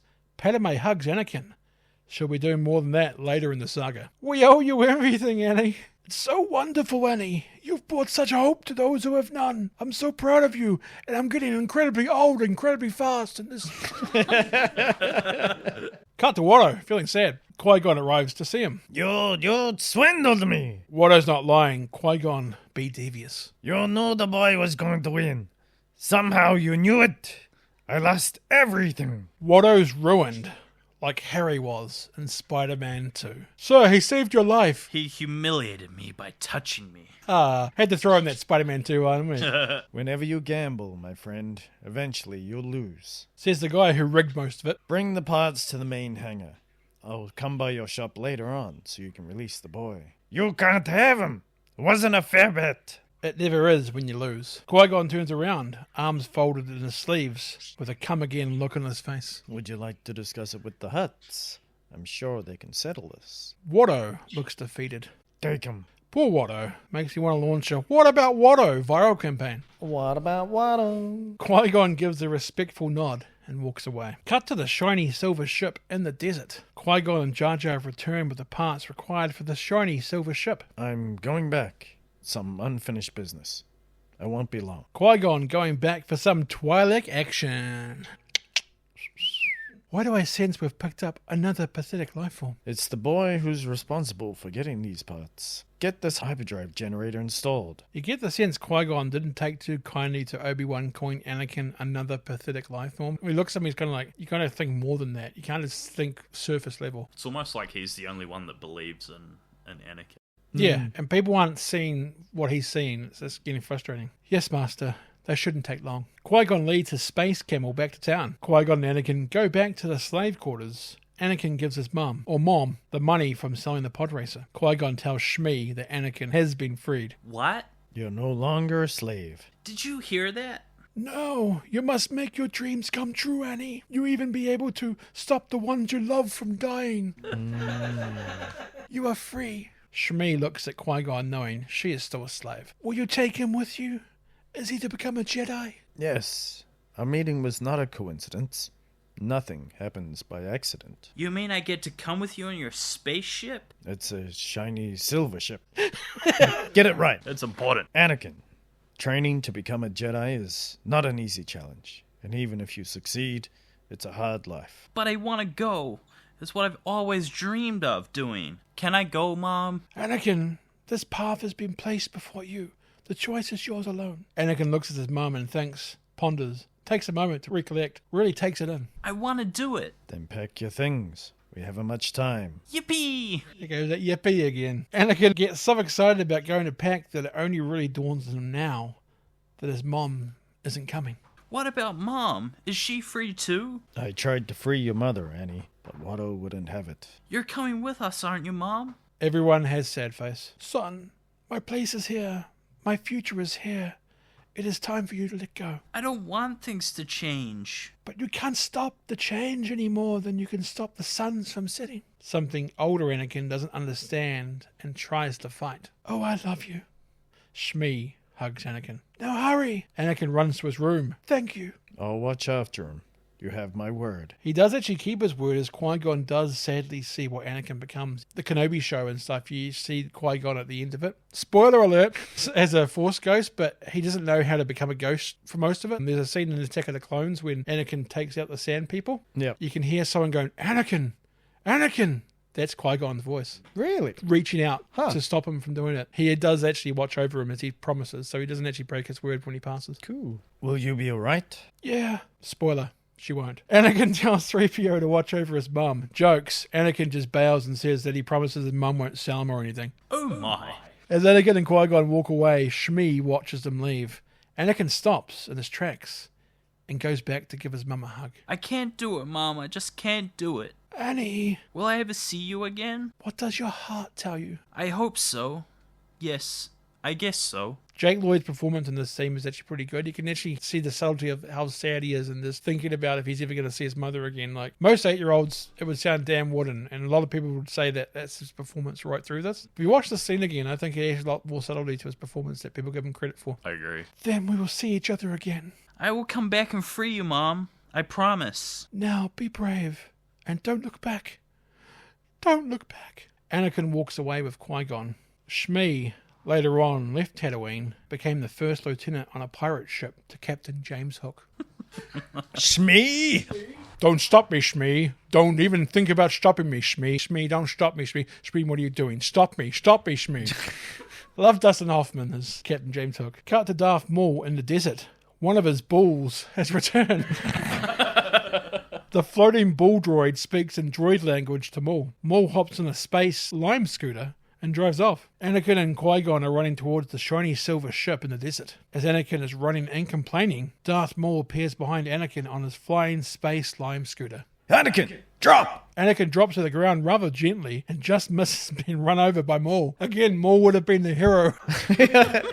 So many close calls. Yeah. Would have been a Sith and run. Maul crazy flips off and ignites his saber. Qui-Gon ignites his too, and they have the first lightsaber duel of the entire franchise. Going by this technically being the first film in the franchise. Qui-Gon tells Anakin to get the shiny silver ship to take off. The saber battle here in hindsight isn't great. The shots are often too close to really see the action. Anakin gets the message to Captain Panaka and Obi-Wan. Obi-Wan gets the shiny silver ship to fly low by where Qui-Gon is fighting. The shiny silver ship flies low of the ramp down over Qui-Gon, who then casually Jedi jumps onto the ramp. Qui-Gon goes inside the shiny silver ship as the shiny silver ship flies away. Drinking game for shiny silver ship, guys, this episode. Maul turns off his lightsaber as he stares at the shiny silver ship leaving. Obi-Wan and Anakin meet Qui-Gon inside the shiny silver ship. How many tongue twisters has that been? So many. Are you alright? I think so. What was that? I'm not sure, but it was well trained in the Jedi arts. I guess it was after the Queen. What are we gonna do about it? We shall be patient. Anakin Skywalker, meet Obi-Wan Kenobi. Hi. Anakin and Obi-Wan shake hands. You're a Jedi too. Pleased to meet you. He said it the perfect way too, because he's like, pleased to meet ya. Pleased to meet you. Cut to Naboo Palace at night. Remember Gunray? We haven't seen him for a while. He's riding a droid spider while old beard-faced Bibble walks beside him. Gunray tells Bibble that his people are defeated and to surrender. Bibble says that Naboo is a democracy and the people have decided. Gunray gets some droids to take him away. Take him away! A droid tells Gunray that his droid troops are ready to start searching swamps for the rumoured underwater villages. Like Qui-Gon said and Obi-Wan said, they will find you. I will find you! And I will kill you.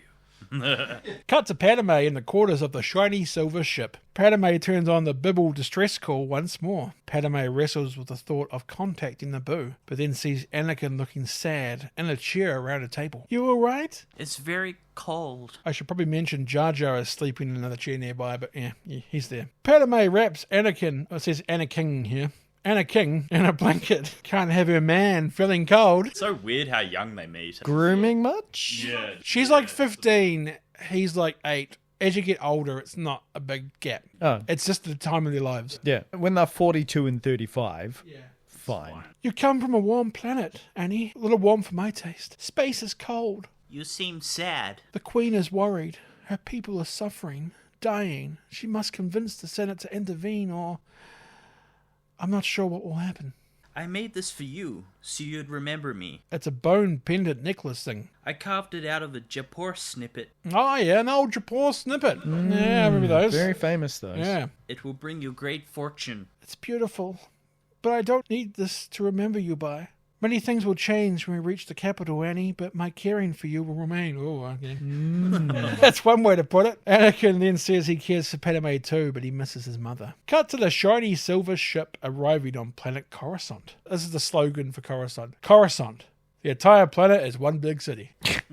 The shiny silver ship is met by Chancellor Valorum when they land. Chancellor Valorum is played by the late, great Terrence Stamp of Superman and Priscilla, Queen of the Desert fame. Yeah. Just died recently. It was only a month or two ago. Yeah. Such a classically trained actor and so good. I would kneel before Zod. Naboo's Senator Palpatine, is also waiting for them. Qui-Gon and Obi-Wan lead the group to Senator Palpatine and Chancellor Valorum. They bow in greeting. They then move aside so Queen Amidala can approach Palpatine. It's a great gift to see you alive, Your Majesty. Me and Tenson covered Palpatine's falseness in Episode 2 podcast, but boy can Palpatine work, people. With the communications breakdown, we've been very concerned. I'm anxious to hear your report on the situation. May I present Supreme Chancellor Valorum? Kneel before Valorum. Welcome, Your Highness. It's an honor to finally meet you in person. Thank you, Supreme Chancellor. They start to walk West Wing style to walk and talk. I must relay to you how distressed everyone is over the current situation. I've called for a special session of the Senate to hear your position. E.T.'s race is even going to be there. You guys look out for it. E.T.'s people are there too. Yeah? Yeah. I'm grateful for your concern, Chancellor. The Queen and Palpatine walk on while Chancellor Valorian waits behind. He kind of looks defeated. He's kind of like, okay, is that it? All right, I'll see you then. I'll see you at the meeting. Bye-bye. There's a question of procedure, but I'm confident we can overcome it. Qui-Gon talks to Chancellor Valerian. I must speak to the Jedi Council immediately. The situation has become much more complicated. Qui-Gon and Valerian make eye contact with Anakin as Jar Jar and Padme lead Anakin away. Coruscant is always a cool setting in Star Wars. I always like it. Like in episode 2 with the chase through the city. Yeah, it's so cool. Cut to Captain Tanaka and Anakin entering the Queen's suite. Palpatine and many others are already in there. The Queen looks like she has a broom on her head in this scene. Old broomhead. It was the style at the time. There is no civility, only politics. The Republic is not what it once was. The Senate is full of greedy, squabbling delegates. You can see by Palpatine's face, what he says here is actually how he feels. Sometimes his political defenses crack a bit. It's almost insidious coming through. Yeah, there is no interest in the common good. I must be frank, Your Majesty. Frank? I thought his name was Sheev. Frank Palpatine. There is little chance the Senate will act on the invasion.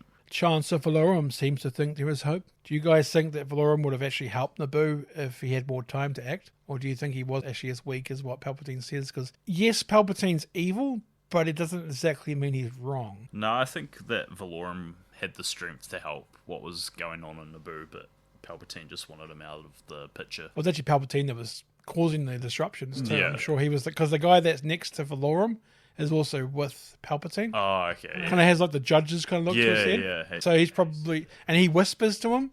Yeah. So it's like Palpatine's already in his ear. If I may say so, Your Majesty, the Chancellor has little real power.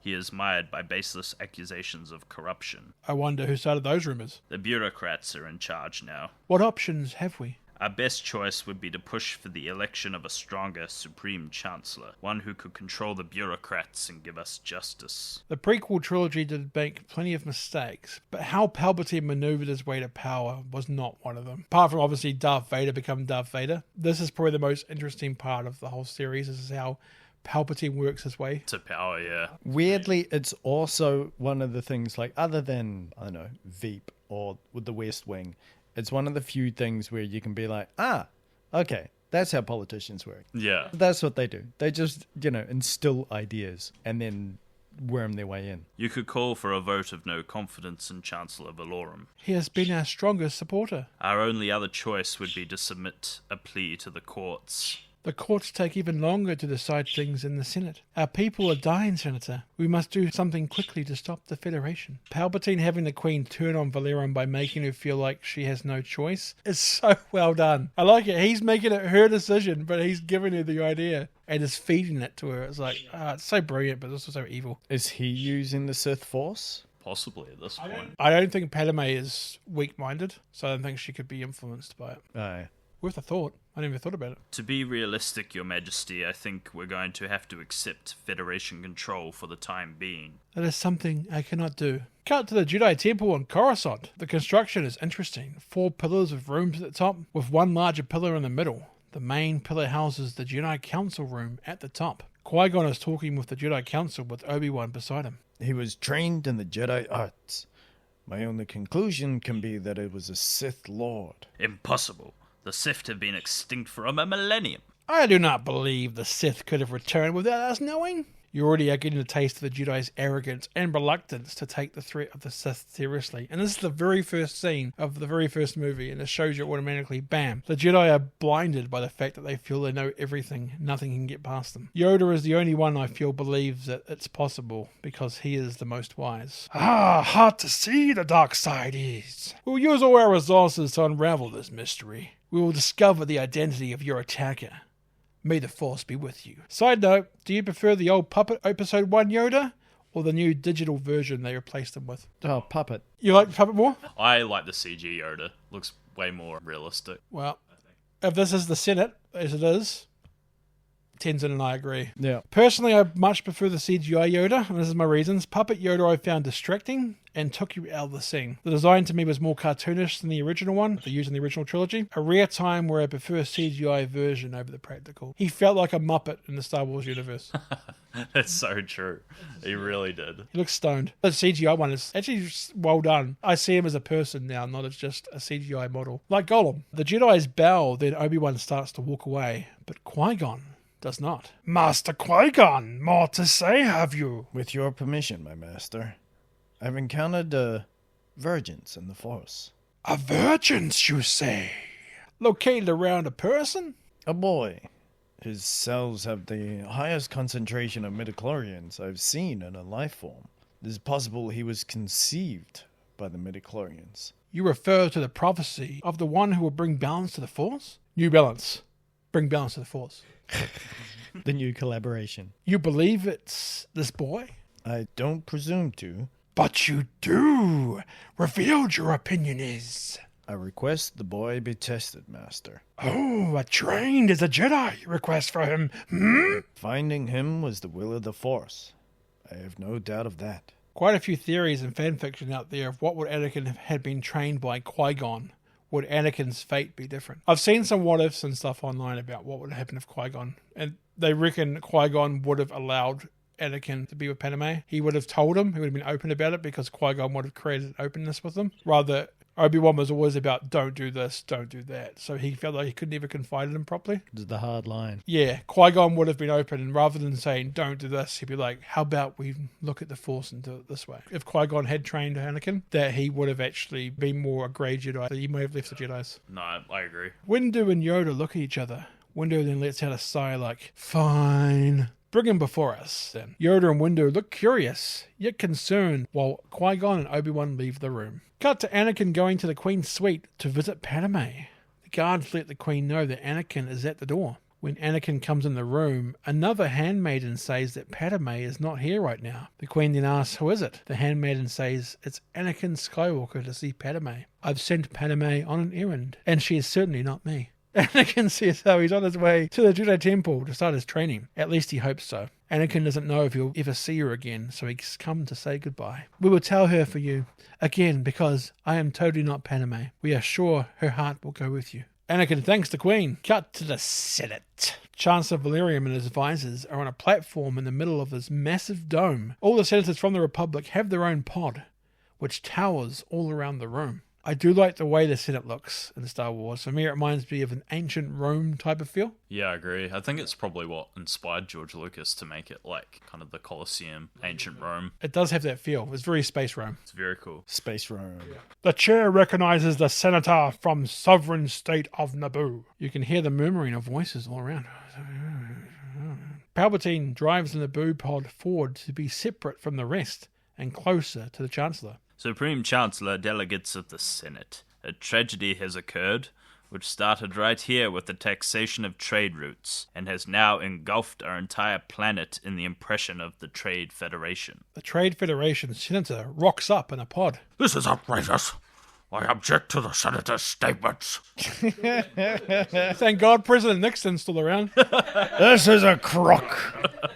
The chair does not recognize the senator from the Trade Federation at this time. To state our allegations, I present Queen Amidala, recently elected ruler of the Naboo, who speaks on our behalf. The Queen gets up to more murmurs from the audience. Oh, look at that, it's the Queen. That's not the one I would expect, but all right. Honourable representatives of the Republic, I come to you under the gravest of circumstances. It's hard to take this scene seriously when Queen's pod is continuously moving around. Reminds me of Spotswood's chair in Team America World Police. The Naboo system has been invaded by the droid armies of the Trade. I object. There's no proof. This is incredible. We recommend a commission be sent to Naboo to ascertain the truth. The Congress of Melastra concurs with the honorable delegate from the Trade Federation. A commission must be appointed. The point.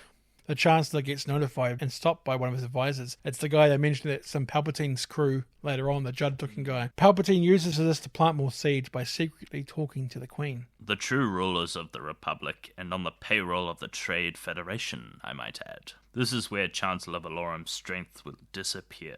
The Queen has a serious case of sad face here. Valorium starts speaking again. The point is conceded. Will you defer your motion to allow a commission to explore the validity of your accusations? I will not defer. I have come before you to resolve this attack on our sovereignty.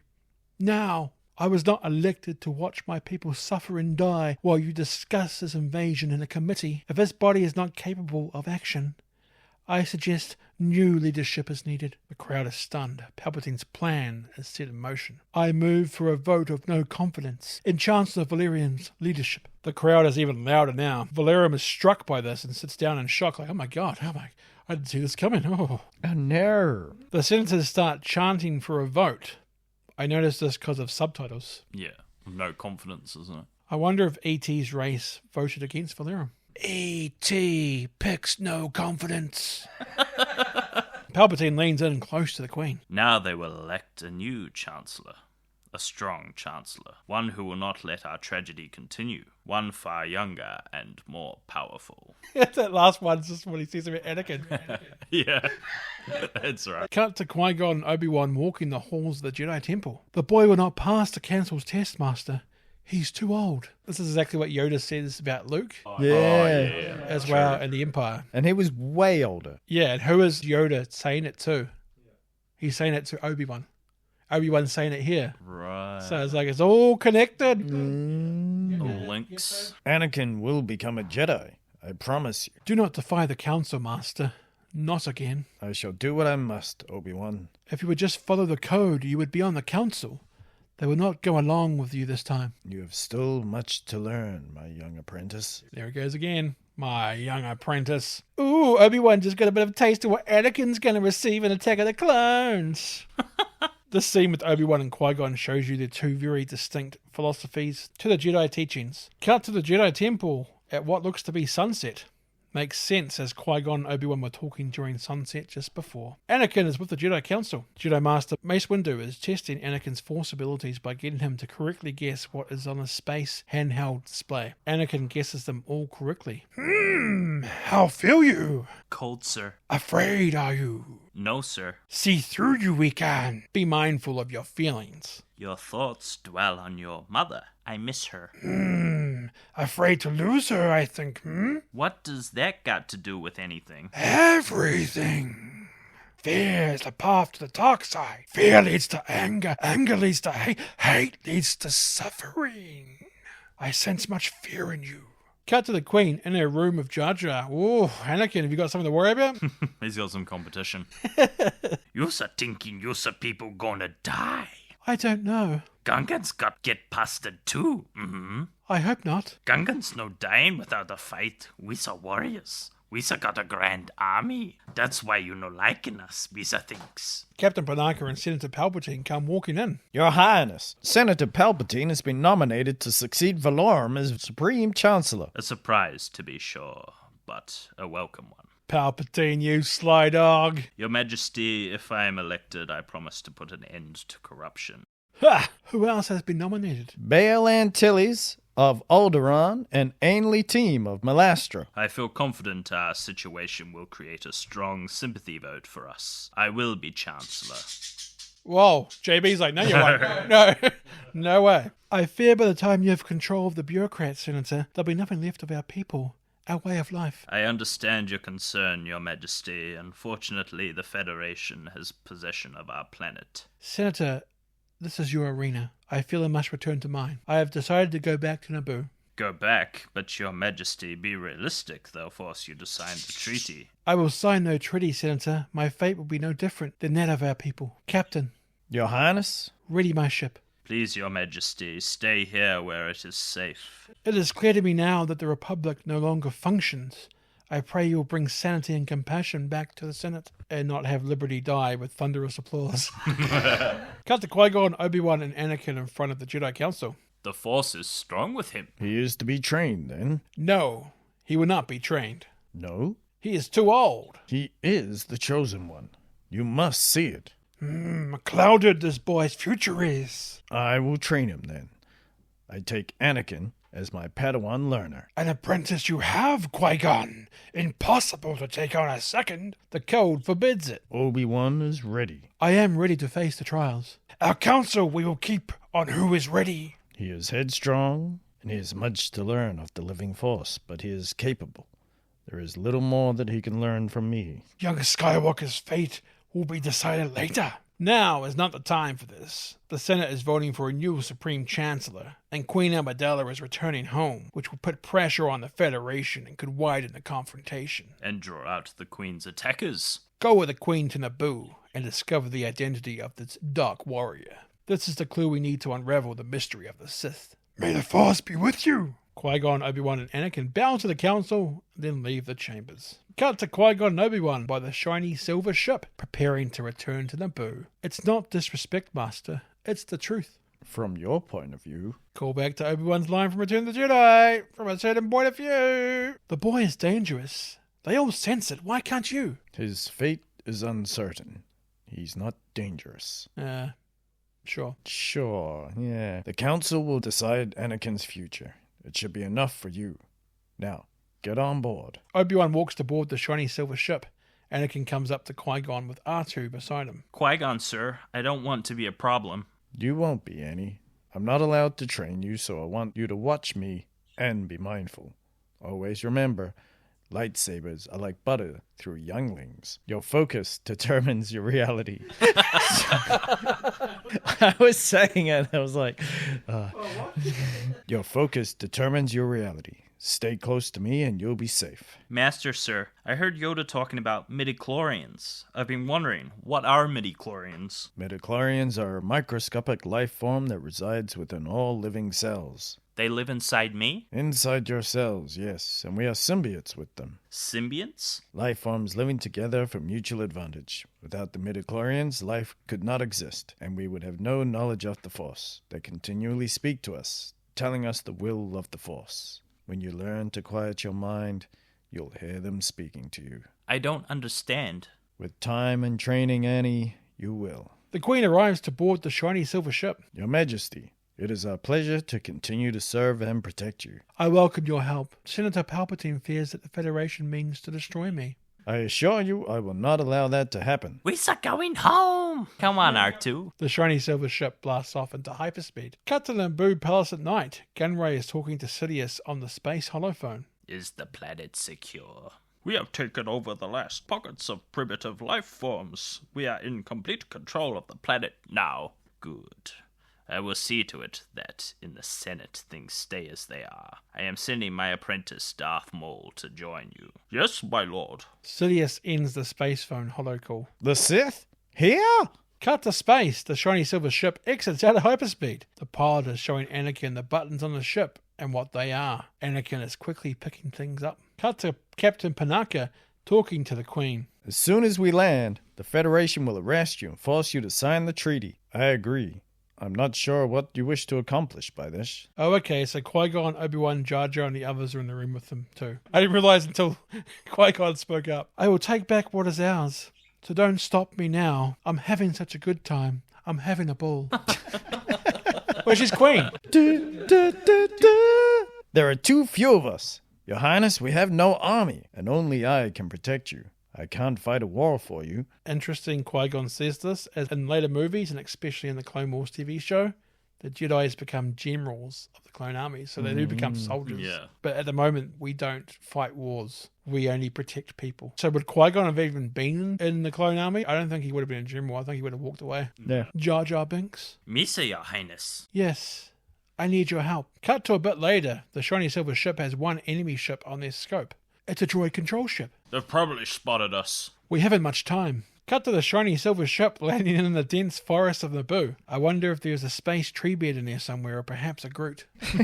Cut to Qui-Gon and Obi-Wan talking in the forest of Naboo. Jar Jar is on his way to the Gungan city, Master. Good. Do you think the Queen's idea will work? The Gungans' will not be easily swayed. We cannot use our powers to help her. Says Qui-Gon, who uses powers all I'm sorry for my behaviours, Master. It's not my place to disagree with you about the boy. And I am grateful you think I'm ready for the trials. You've been a good apprentice, Obi-Wan. and you're much wiser man than I am. I foresee you will become a great Jedi Knight. Cut to Jar Jar coming out of a swamp. Jar Jar walks over to Qui-Gon and Obi-Wan and Captain Panaka, who are waiting. There's some others waiting further back too. As it scrolls, it's like, oh, there's more people there. Never mind. This Nobody Does It Bennett there. The Gungan city is deserted. Some kind of fights, me think. Do you think they have been taken to the camps? It's more likely they were wiped out. Misa no think so. Do you know where they are, Jar Jar? When in trouble, Gungans go to sacred place. Come on, Misa show you. Cut to the sacred place. In Naboo, the Gungans are indeed there. Ruse Tarpals speaks to Boss Nass. Your Honor, Queen Amidala of the Naboo. Jar Jar, Qui-Gon, the Queen, and the rest of the crew arrive at the sacred place. Padme is also there for some reason. Psst. Get out of there, Padme. You're a handmaiden. Hey, Daddy, Big Boss Nass, Your Honor. Jar Jar Binks, who are the others and others? The Queen is standing at the front of the group. I am Queen Amidala of Naboo. I come before you in peace. Ah, Naboo bigger na, yours bringer the magnificence. You's all bombard. We have searched you out because we wish to form an alliance. Padme then steps forward to the front of the group. Your Honor, who's this? What are you doing, handmaiden? Get back. I am Queen Amidala. Huh? What a twist! Anakin looks confused. Probably a lot of people like, yeah, makes sense.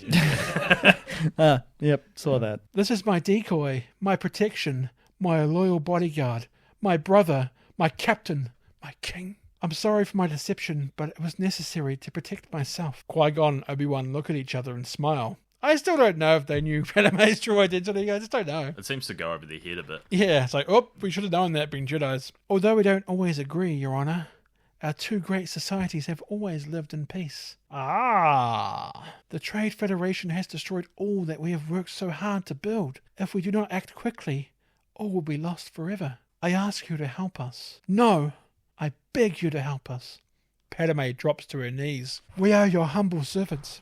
The whole entire group, including Cosplay Queen, Qui-Gon, Obi-Wan, Captain Panaka, Anakin, and others, kneel to Boss Nass. Our fate is in your hands. Boss Nass, he thinks, contemplates, ponders, processes, internally debates the situation. Ha ha ha ha!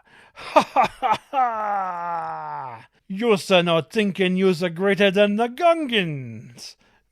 Me's like this. Maybe with being friends. Boss Nass shakes his face furiously. The Gungans and Naboo group cheer. Hooray for everyone. Cut to Naboo Palace. Gunray is sitting in a chair while Sidious is on the space holophone. Hako is on one side of Gunray while Darth Maul is on the other. We've sent our patrols. We already located their starship in the swamp. It won't be long, my lord. This is an unexpected move for her. It's too aggressive. Lord Maul, be mindful. Let them make the first move. Yes, my master. Yes, my master. Cut to a Gungan on lookout on a giant stone head. It reminds you of the head from the Street Fighter 2 level of Sagat. It's like a big Thailand head. Yeah. Anakin is randomly looking at him from the grass below. Geese are coming! Oh right, Anakin is the message relay kid. All right. Anakin runs about 30 meters to the group in the trees. They're here. Good. They made it. The Gungans arrive at the rendezvous point. Boss Nass is with Jar Jar. Jar Jar, bring Usin and Naboo together. No. So we shall make you Bombard General. Oh God, no. General? Jar Jar faints. Captain Panaka informs Padme that almost everyone are in camps. A few hundred police and guards have formed an underground resistance, though. Captain Panaka has brought back as many leaders as he could. The Federation army is much larger and much stronger as they thought. Your Highness, this is a battle I do not think we can win. Captain Panaka is always doubting. Always doubting. He's always like, I don't think we should do this. I don't think we should do that. He's not a yes man. He's a no man. Yeah, exactly. The battle is a diversion. The Gungans must draw the droid army away from the cities. R2 beeps and brings up a holo map. We can enter the city using the secret passages on the waterfall side. Once we get to the main entrance, Captain Panaka will create a diversion. Then we can enter the palace and capture the Viceroy. Without the Viceroy, they will be lost and confused. What do you think, Master Jedi? The Viceroy will be well guarded. The difficulty is getting into the throne room. Once we're inside, we shouldn't have a problem. With this diversion, there is a possibility many Gungans will be killed. We so ready to do our son part. We so die happily. No, he didn't say at the end. I'll change that. We have a plan which should immobilize the droid army. We will send what pilots we have to knock out the droid control ship orbiting the planet. A well-conceived plan. However, there's great risk. The weapons on your fighters may not penetrate the shields. And there's an even bigger danger. If the Viceroy escapes, Your Highness, he will return with another droid army. Well, that is why we must not fail to get to the Viceroy. Everything depends on it. Cut to Gunray talking to Sidious via space holophone. The holophone is on some sort of droid spider legs again, the one that Gunray was riding before. Hako and Darth Maul are tagging along. She is more foolish than I thought. We are sending all troops to meet this army assembling near the swamp. It appears to be made up of primitives. This will work to our advantage. I have your approval to proceed then, my lord. Wipe them out. All of them. So the women and the children too?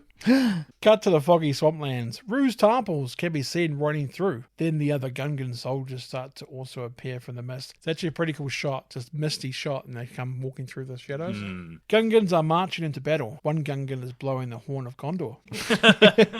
Yeah. Starting up the shield! Gungans have these large space dinosaurs which have relay generators on their backs that combine to create this massive dome shield that covers the Gungan army. Trade Federations start rolling in. They see them rolling with them with their space tanks and droid transports. The space tanks are pretty cool and very annoying to fight against in Battlefront 2. A droid with space binoculars looks at the shielded Gungans. Open fire. The space tanks start blasting at the Gungan shields. The sound is awesome. It sounds like you're screeching two balloons together. Cut to the city. Padme and the gang are sneaking. Captain Panaka uses a cat laser to signal their tactics from over the street. Qui-Gon talks to Anakin. Once we get inside, you find a safe place to hide and stay there. Sure. Stay there. Well, he does stay put, to be fair. Some Naboo soldiers attack the droids on the street. The floating tank convertible was pretty interesting. Padme, Qui-Gon, Obi-Wan, Panaka, and their crew attack the same droids from the sides. Like raptors, you see. You see the ones in the front, but get attacked from the sides. The ones you never knew were there. Qui-Gon and Obi-Wan use their lightsabers. Apart from the battle we are going to get shortly, I feel like the lightsaber scenes in Phantom Menace are pretty underwhelming. They're just very like slash and hack, and they're not very good. Not much really happens. Gunray and Hako watch the attack in the city from a screen, probably CNN coverage. I thought the battle was going to take place far from here. You thought wrong, dude. Line from Back to the Future Part 3. This is too close. You see Darth Maul right beside Gunray. Cut to Qui-Gon and Obi-Wan leading the assault into the main hangar, with Padme, Anakin, and R2 behind. Get to your ships! Anakin hides behind some space crates. R2 just randomly gets into the drop position for a fighter ship. The cool yellow and silver fighter ships start flying out of the hangar bay. They have a bit of a Thunderbird style to them. R2 just randomly gets picked up into the droid position of a fighter ship. I love how cosplay Queen is just a soldier now. Along for the ride now. Anakin gets into the fighter ship R2 is in. The Thunderbird ship starts making their way into space and towards the Federation command ships. Droid fighters start swarming towards them from the command ship. The pilots start communicating to each other in the same style as the first Star Wars film, A New Hope, during the assault on the Death Star. Cut back to the Gungan versus droid ground battle. The droids are still firing on the Gungan shields. Ceasefire. The blasting stops. The Gungans wait anxiously. Steady, steady. The droid transports start to open up. They have a siren sound when opening it, like a car alarm is going off. The way the transporters work is crazy, having multiple rows of droids just dropping and folding out. Yeah, that was cool design. I like that. Wonder how many droids a transporter could hold. So like 50 maybe per one. Yeah. Yeah, about that. A standard multi-troop transport, or an MTT, can hold 112 B1 series battle droids. The Roger Rogers is what I call them. Wow. Or they can hold 20 droidy cars, otherwise known as destroyers, or 12 B2 series super battle droids, the big dudes with the gun arms, the shiny silver dudes. Yeah. So that's how many it can hold. Impressive. Impressive. The Gungans power up their space shields like the same energy stuff as the big shield, except purple. The Gungans start loading large energy balls onto catapults. Meanwhile, in space, the battle continues. Gunray orders to activate the droids on the ground. The droid activation scene is cool, seeing thousands of them synchronize in their activations. Heads raising at the same time, bodies twisting around, a ballet of death. Ouch time. The droids start marching with the epic John Williams score.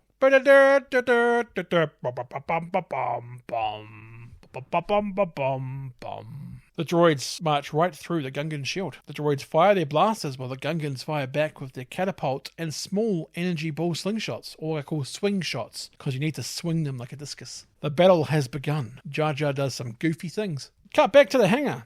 Padme starts to organise for the assault on the throne room. The group run off. Qui-Gon tells Anakin not to leave the cockpit of the Thunderbird fighter. As the group approach the hangar door, it starts to open. Here it is. The most epic moment of the entire film. We all know what's coming now. A lone hooded Darth Maul is waiting on the other side of the hangar door. He raises up his head. Duel of the Fates starts to play. We'll handle this. Qui-Gon and Obi-Wan move to the front of the group. We'll take the long way around. So, yep, I'm going to go this way. You guys got this, right? Yeah, I would too. Darth Maul removes his hood to reveal his spiky punk rock horns. Qui-Gon, Obi-Wan and Maul all remove their robes, so they all wait and take their robes off. Droidy cars roll into the hangar and activate their shields. And so they start blasting. At Padme and the team. Anakin can see the droidy cars attack from the view in the Thunderbird cockpit. We gotta do something, R2. Meanwhile, Darth Maul brings out his lightsaber in epic fashion. Maul's lightsaber lights up from both ends. When that happened, I was like, what on earth? He's got double lightsaber? This is insane. Yeah. Qui-Gon and Obi-Wan nervously light their sabers up like, boom, boom. Knowing they're in for a bad time. Imagine if you had like car horns for your saber when you turned them on. That'd be so good. One of the best lightsaber duels in Star Wars history has begun. And I agree with that. This is one of the best. Obi-Wan Anakin is the only better duel I've ever seen in Star Wars history. Yeah. When you watch the original trilogy, nothing lives up to this as a saber battle. Cut back to Padme and the team still struggling with the droidy cars. Anakin is pressing all the buttons in the Thunderbird fighter, trying to help. Anakin accidentally starts the Thunderbird's engines and slowly starts rolling out. So you might say Thunderbirds are go. Oops, wrong one. Maybe it's this one. Anakin presses another switch and closes the fighter's cockpit door. Nope, wait, here it is. Anakin grabs onto a throttle stick and pushes a button. Anakin takes out all three of the droidy cars. Let's go! Padme's assault team moves out. Anakin can't stop the fighter ship as it's on automatic pilot. Anakin and R2 fly out of the hangar. Cut back to Qui-Gon and Obi-Wan dueling with Darth Maul. The movements of Maul are so fluent and fast. You can tell it's the stunt guy. It's like just epic. It's just so good. He just moves so elegantly. Like, you don't ever feel like he's under threat from two Jedis, which they've built up this whole movie of how good Jedis are, and he's taken on two of them and it doesn't look like he's breaking a sweat. The duel moves into the plasma refinery complex with all the lights and walkways that lead to a massive power beams. Cut to Padme and her team running down a corridor and shooting at droids. They take cover behind massive pillars. Again, this is in Battlefront 2. Remember those situations? We don't have time for this, Captain. Cut to Anakin's Thunderbird fighter heading into space.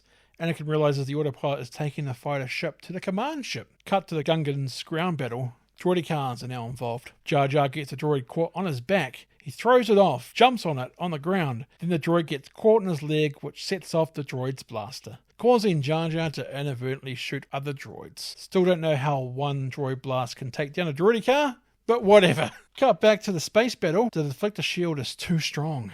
Naboo fighters are getting blown out of the space sky.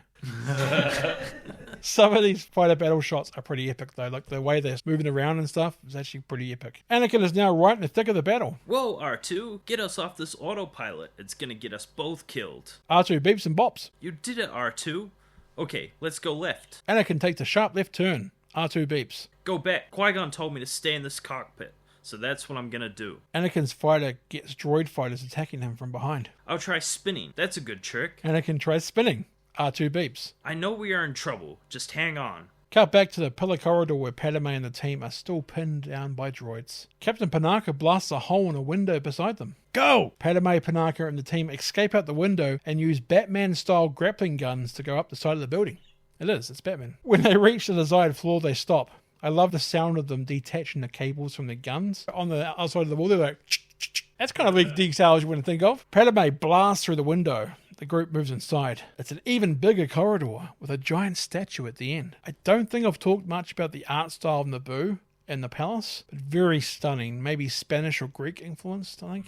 looks beautiful. Cut back to the Plasma Refinery Complex. The Jedi and Sith duel continues, of course, with Duel of Fate's score returning as well. Obi-Wan is kicked off the side of the walkway by Maul and down to a lower level walkway. This is why we need rails, people. Obi-Wan is just hanging around on a ledge. Qui-Gon manages to knock Maul off the walkway and onto a different lower walkway. Qui-Gon jumps down to meet Maul, but Maul is quick to deflect with his saber, and even gives Qui-Gon a wee cheeky kick to the face before getting back to his feet. Obi-Wan leaps back up onto the walkway while Qui-Gon and Maul continue dueling above him. Obi-Wan then leaps onto the same walkway as the others and runs towards them. Qui-Gon and Maul are heading towards a red barrier. There we go. The red barrier time. Red barrier is actually several different barriers with barely enough room for a person between each one. Qui-Gon and Maul fight into the red barrier. Maul then gets trapped before the last barrier. Qui-Gon gets trapped into the one barrier before Maul. Obi-Wan is way back towards the first barrier. Qui-Gon turns off a saber. Maul tests the barrier, then does the same when he realizes he is temporarily stuck.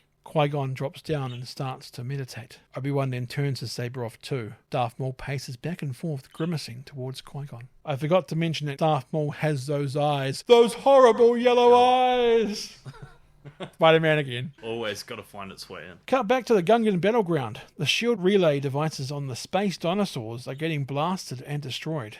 The space dinosaurs seem to be okay though. With the shield now down, the space tanks can move in. Jar Jar runs and hides under a space carriage. When the carriage moves, Jar Jar freaks out. Jar Jar tries to climb on the back of a space carriage and inadvertently opens up the back and releases all the big catapult energy balls. You see them rolling all around and taking out some of the space tanks. Jar Jar gets a quick ride on the Gungan horse before being blown off that and onto the gun of a space tank. Tarpals shows up on a space horse next to Jar Jar. Jar Jar, who's in the boomer? What? Misa no have a boomer? Here, taking this one. Tarpals throws one of the small energy balls to Jar Jar. Jar Jar juggles the ball, then knocks it into a droid who's popped up to investigate what's going on from inside the space tank. The space tank starts to move all around out of control, knocking over droids. Jar Jar is still holding on to the gun. Jar Jar, jump! Jar Jar, jump! Jar Jar jumps and rolls, taking Tarpals off a space horse as well. Didn't see him rolling, that's why. Cut to Padme and the team running through the palace when they get ambushed and surrounded by droids and droidicards. Put down your weapons. They win this round. Cut back to this battle in space. Anakin's Thunderbird ship is still getting harassed by droid fighters. We're hit, R2. Ah! Anakin starts spinning and ends up going into the command ship by mistake. You can see the droids just doing stuff, watching Anakin's fighter fly by. He's like, hey Bob, how's it going? Oh, that was Friday. I know, yep. I'll get those reports in. Whoosh! What was that? R2 beeps. I'm trying to stop. Anakin crash lands and slides inside the command ship. R2 beeps. Everything's overheated. Anakin and R2 get surrounded by droids. Oops, this is not good. Cut back to Qui-Gon meditating in the red barrier. The barriers lift so Qui-Gon and Maul continue their duel. Obi-Wan sprints towards them but gets cut off by the final barrier reigniting. All Obi-Wan can do is watch Qui-Gon and Maul duel. The duel continues until Darth Maul manages to hit Qui-Gon in the face with the hilt of his saber. Then stabs Qui-Gon through the stomach with his saber. No! Darth Maul spins around and turns his attention to Obi-Wan while you see Qui-Gon collapse behind him. A really cool shot, so as he spins around and faces Obi-Wan, it's just one big shot. Qui-Gon's behind him collapsing. There's no cutaways, it's just one shot. You can see the anger brewing in young Kenobi. Darth Maul starts pacing once more. Cut back to the Gungan battleground. The droids are surrounding the remaining Gungans. Misa, think of something. Hands up.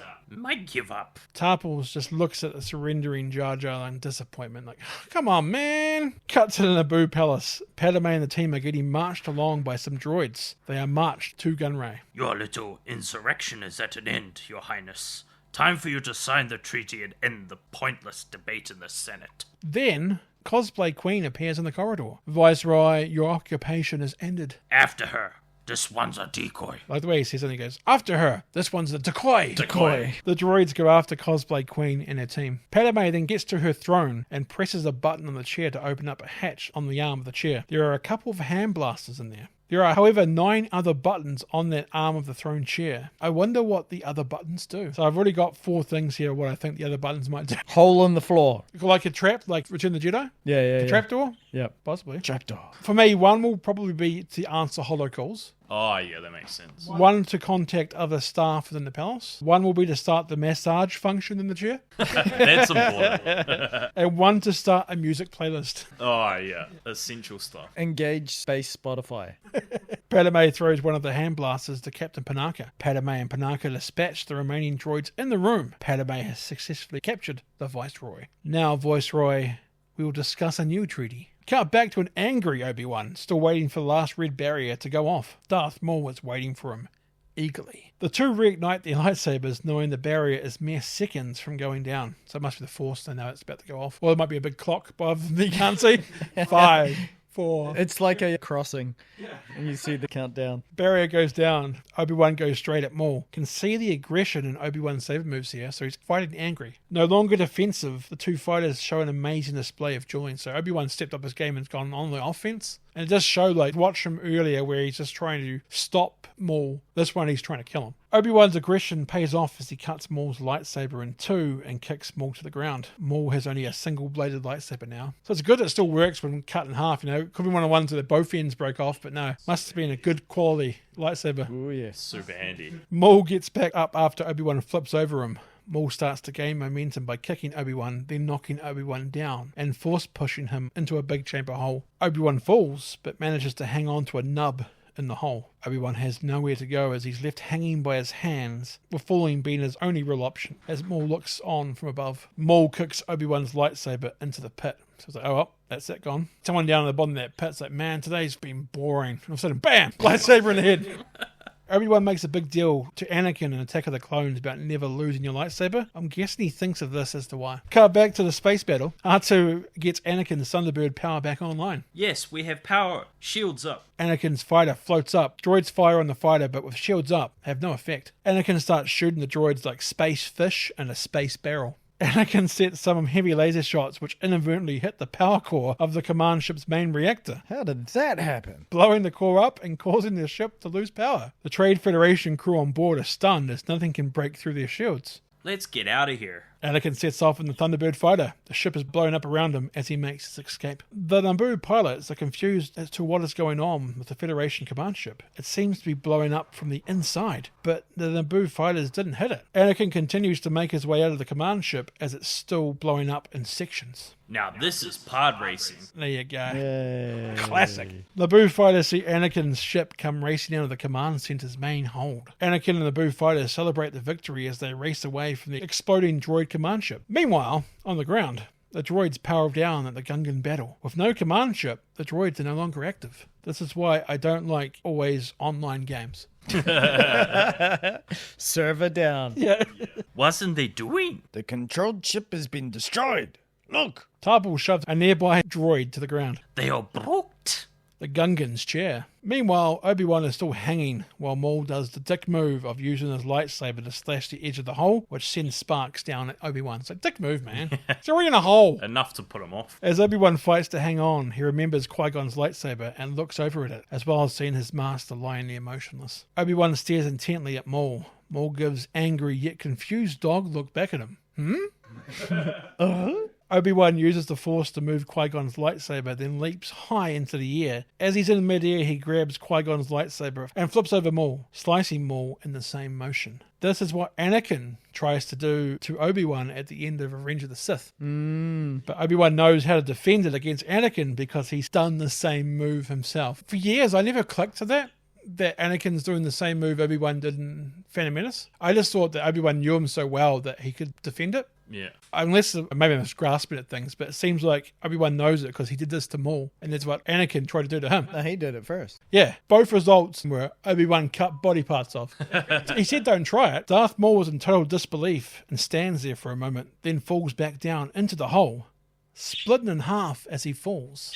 So you're like, oh, damn, he sliced him. Pretty epic death. It's a cool way to go, but it's not a death, though. Yeah, true. We'd think at the time it is, but no one's ever dead when there's a scriptwriter involved. And spider legs to be put on. They showed the spider legs in this too, so they have the technology. We can rebuild them. Obi-Wan, having defeated Darth Maul, turns off Qui-Gon's lightsaber and runs over to his master on the ground. Obi-Wan lifts Qui-Gon's head up. Ooh, easy there, Obi-Wan. Don't want to put pressure on the hole in Qui-Gon's stomach. They don't know medical. No, it's too late. No.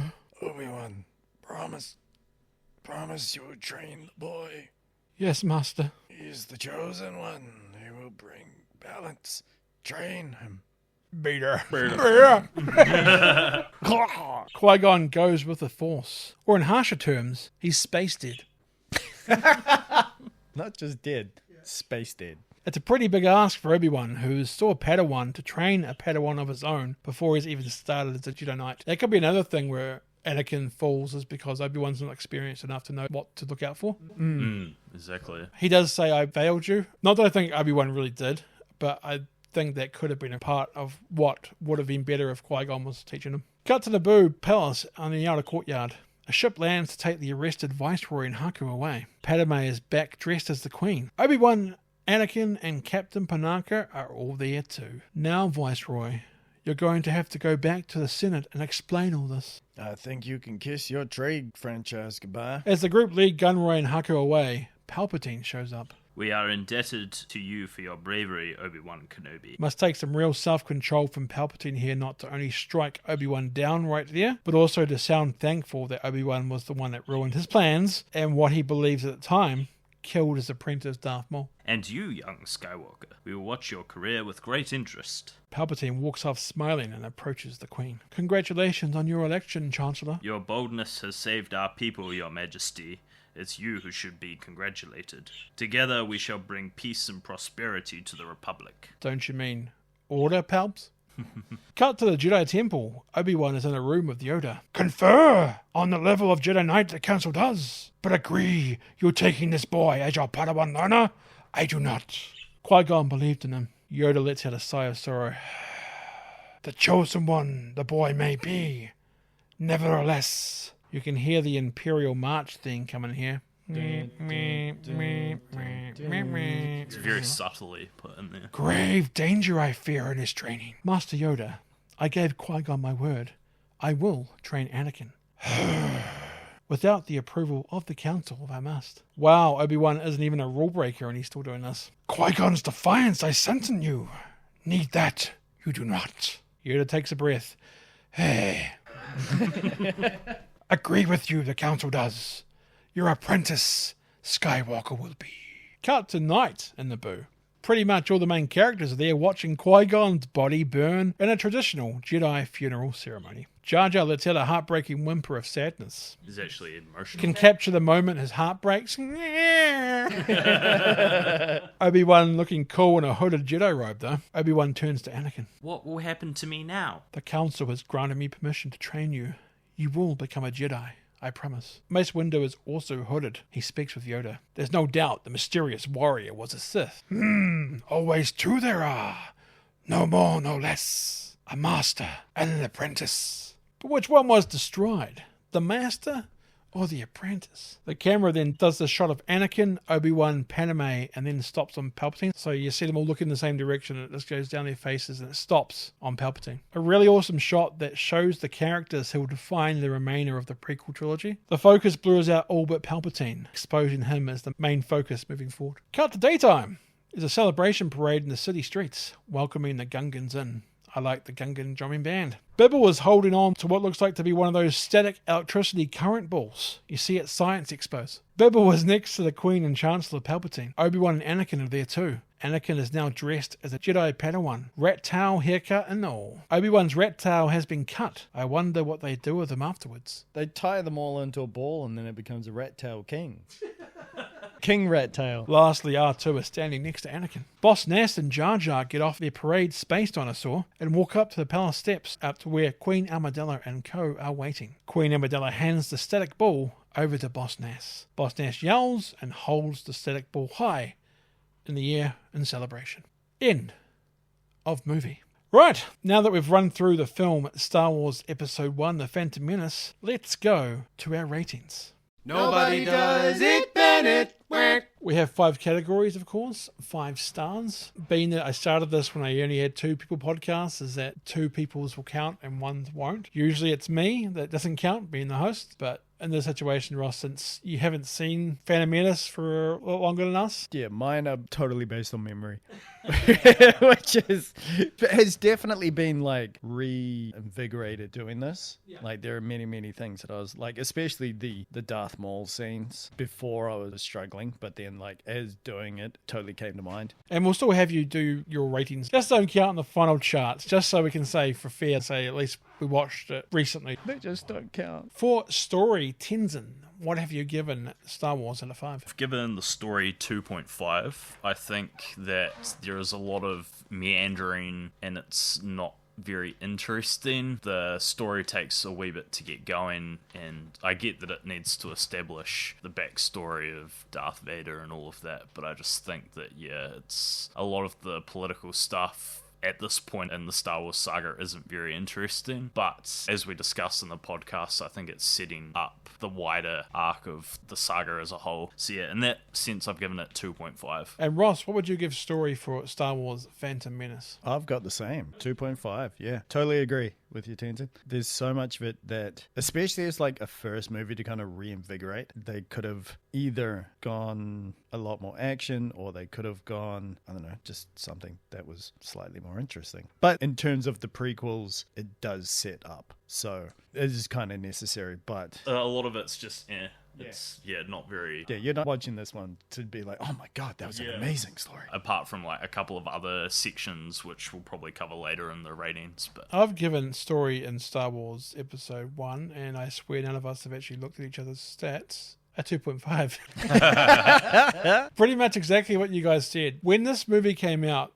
this movie was completely against expectations, so people didn't like it solely on that. As it's gone on to other movies in Star Wars and years have gone on, I guess, you see Phantom Menace in a different light, but it still doesn't take away from the fact that a lot of it is just bogged down by dialogue. As I was doing it for this podcast, the first half of it is just till you get to the pod race, dialogue, and nothing really exciting happens. Yes, there's a little bit with Obi-Wan and Qui-Gon fighting off the droids for like 3 minutes on the ship. Everything else is just pretty much dialogue and setting things up, which I guess needed to be done, but I still think it could have been trimmed a bit. Yes, there's things that led to the future movies. That's why it gets a 2.5 and not like a 1 or 0, because it does need some things to happen, and I think it's better for it in Revenge of the Sith and Attack of the Clones because of it, but it still doesn't change the fact that it is a slog to get through. For acting, Ross, what have you given for acting in Star Wars The Phantom Menace? Well, the acting is happening in my memory.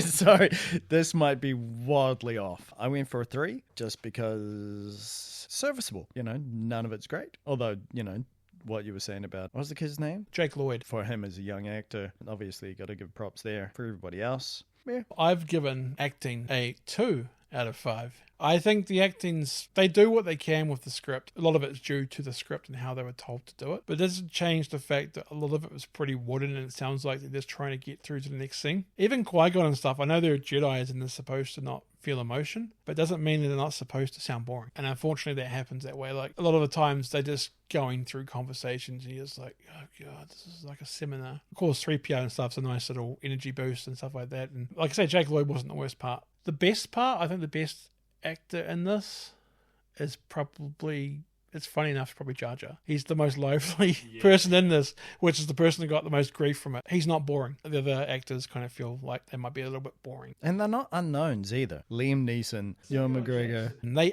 Samuel Jackson. Natalie Portman, who has done amazing stuff. Imagine if they got Samuel Jackson to actually be like Samuel Jackson in that Jedi Council. So the boy can be trained? Hell no! There should totally be a Jackson cut. Yeah, definitely. Where he can swear. Yeah.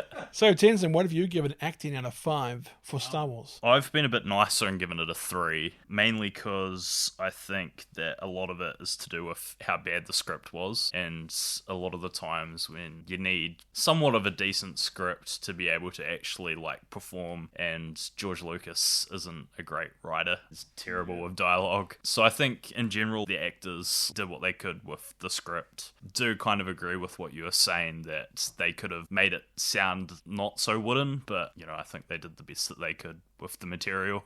Points for effort. Yeah, 100%. Right, so for how well it holds up, I have given Star Wars The Phantom Menace Episode 1 a 3 out of 5. I think it holds up pretty well. There's nothing it doesn't hold up that I go, oh, it's drastically bad. Not too many things that I look at it and wow me anymore. Like, it's still good.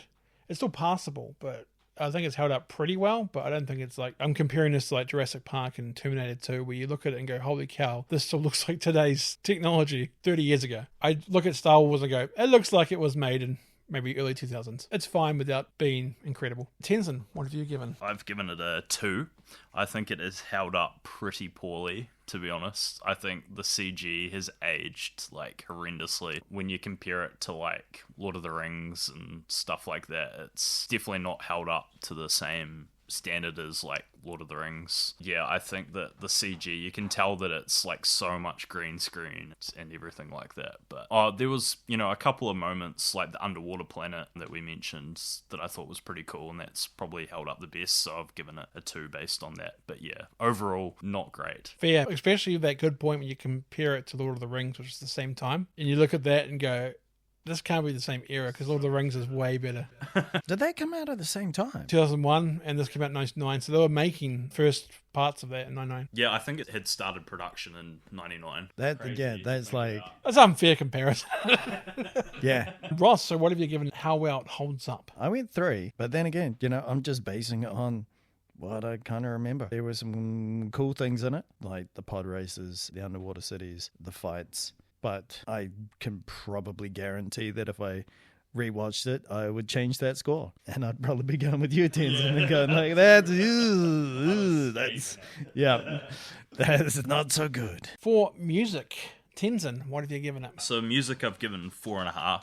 I think music is probably by far the best part of the movie. It makes it a bit more watchable, I think, to a certain degree. Duel of the Fates and a lot of the iconic scores from the original trilogy John Williams brought back with some variations, which was nice. But yeah, the reason I've given 4.5 is basically for Duel of the Fates. And Ross, what have you given music? I went 4. I'm totally on board with what you were saying, Tenson.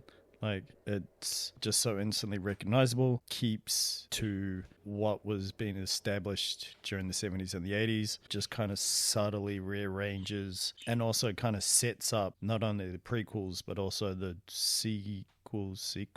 So there's sequels, original, and prequels. Okay, sequels.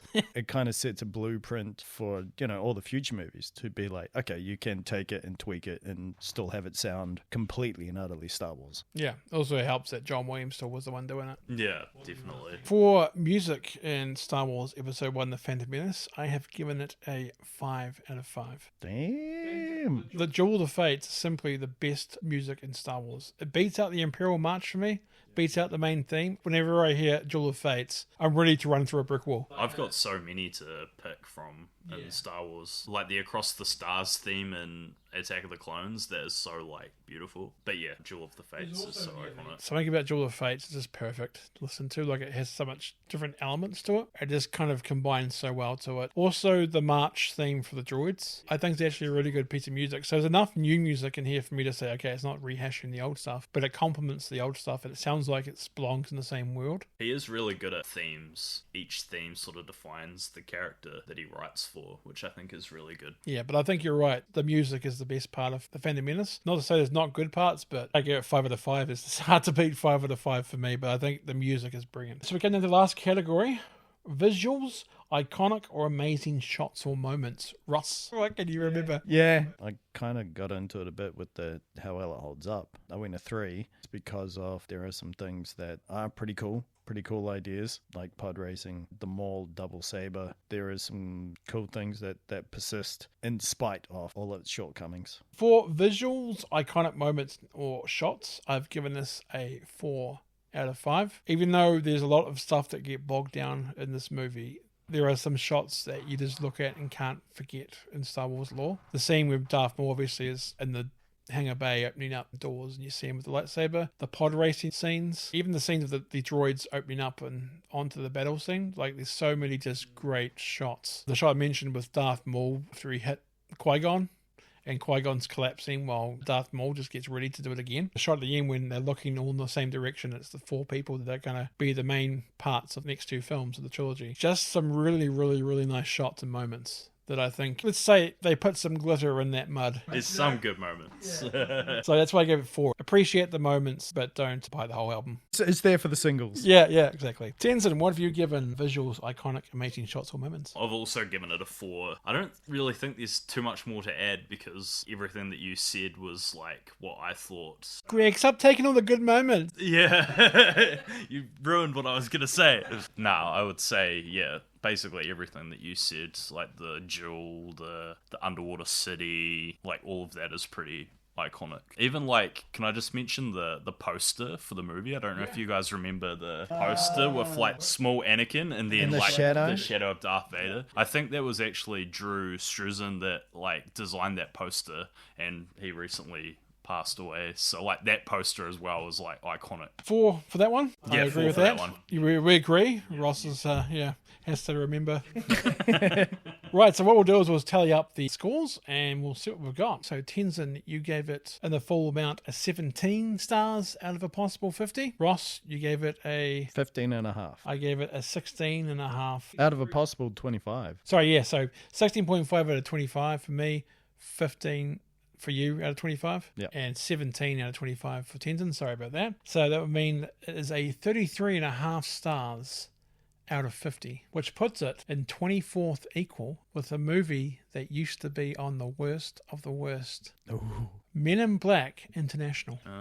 I've never even seen. Oh wait, hold up. That's the new one, eh? It's the one with Chris Hemsworth. Yeah. Yeah. No, that was. So I think it's a pretty good score for Phantom Menace because I always say Men in Black International was underrated. People just poo-pooed it like when it came out, not funny, didn't work, and I watched it and I was like, it's not bad.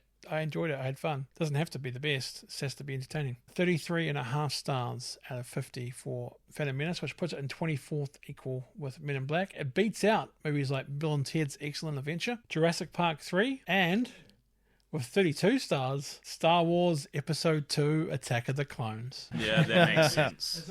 That's how I'd rank them. Which makes me go, whew, because Attack of the Clones is my least favourite in this trilogy. Yeah. That's why I put it in the worst of the worst. So it is above that. Thankfully. The music got it there. Yeah, definitely. The 5 stars, yeah, for music and stuff. That's not bad for Star Wars, for Phantom Menace anyway. And so, gentlemen, any final thoughts about Star Wars Episode 1, The Phantom Menace? Overall, it's an enjoyable film. I wouldn't say I rewatch it very often. To be honest, I'd probably just rewatch it for Darth Maul and the music. I mean, I'm sad that Darth Maul was killed off so early because I feel like he would have added more and like maybe the rest of the trilogy. It's an enjoyable film. It's not amazing by any means, but yeah, I still enjoy watching it every now and again. Ross? Having not seen it in a long time and doing this, I kind of want to just go and watch the highlights. Like, I'll just YouTube some highlights and be like, I want to see that part. Play the singles. Yeah, I think there will be others that I would much prefer if it's a lazy Sunday and I'm going to chuck on a Star Wars film. I'm going to put on something else. But it leads to Revenge of the Sith, so that's cool. That's the best thing you can say to it about it. It leads to Revenge of the Sith. Star Wars Episode 1, The Phantom Menace was a big disappointment. Heck, there's even a movie called Fanboys around how much hype there was to the film coming out. The instant backlash was felt across the world. Being a teen at the time when it came out, I think I was at the age where you felt cool saying how lame it was. As the years have gone on, the appreciation for the Phantom Menace and the prequel trilogy has seemed to grow, especially in the last decade since certain Star Wars fans have found a new punching bag called Star Wars, the sequel trilogy. Now, I'm not going to say whether the sequel trilogy deserves all the hate it gets or not, but it has seemed to take the heat off the prequels a bit. Star Wars Episode 1, Phantom Menace is not a perfect film, far from it, or far, far away from it. But what it does have is iconic scenes, whether it be pod racing, which still is incredible today, and the Duel of the Fates lightsaber battle towards the end, which showed you how lightsabers could really be used. Episode 1, I'll be seeing you again, I'm sure. Tenson, Ross, thank you for joining me here tonight. It was a lot of fun and a great way to return to the podcast. Cheers. Thanks for having us. Yeah, thank you again. I'll have to have you guys back for future Star Wars. And thank you for listening. Remember, some others may do it better, but nobody does it Bennett. Take care. It's the end of the show. And now it's time to go. Don't be sad, just be glad. Then nobody does it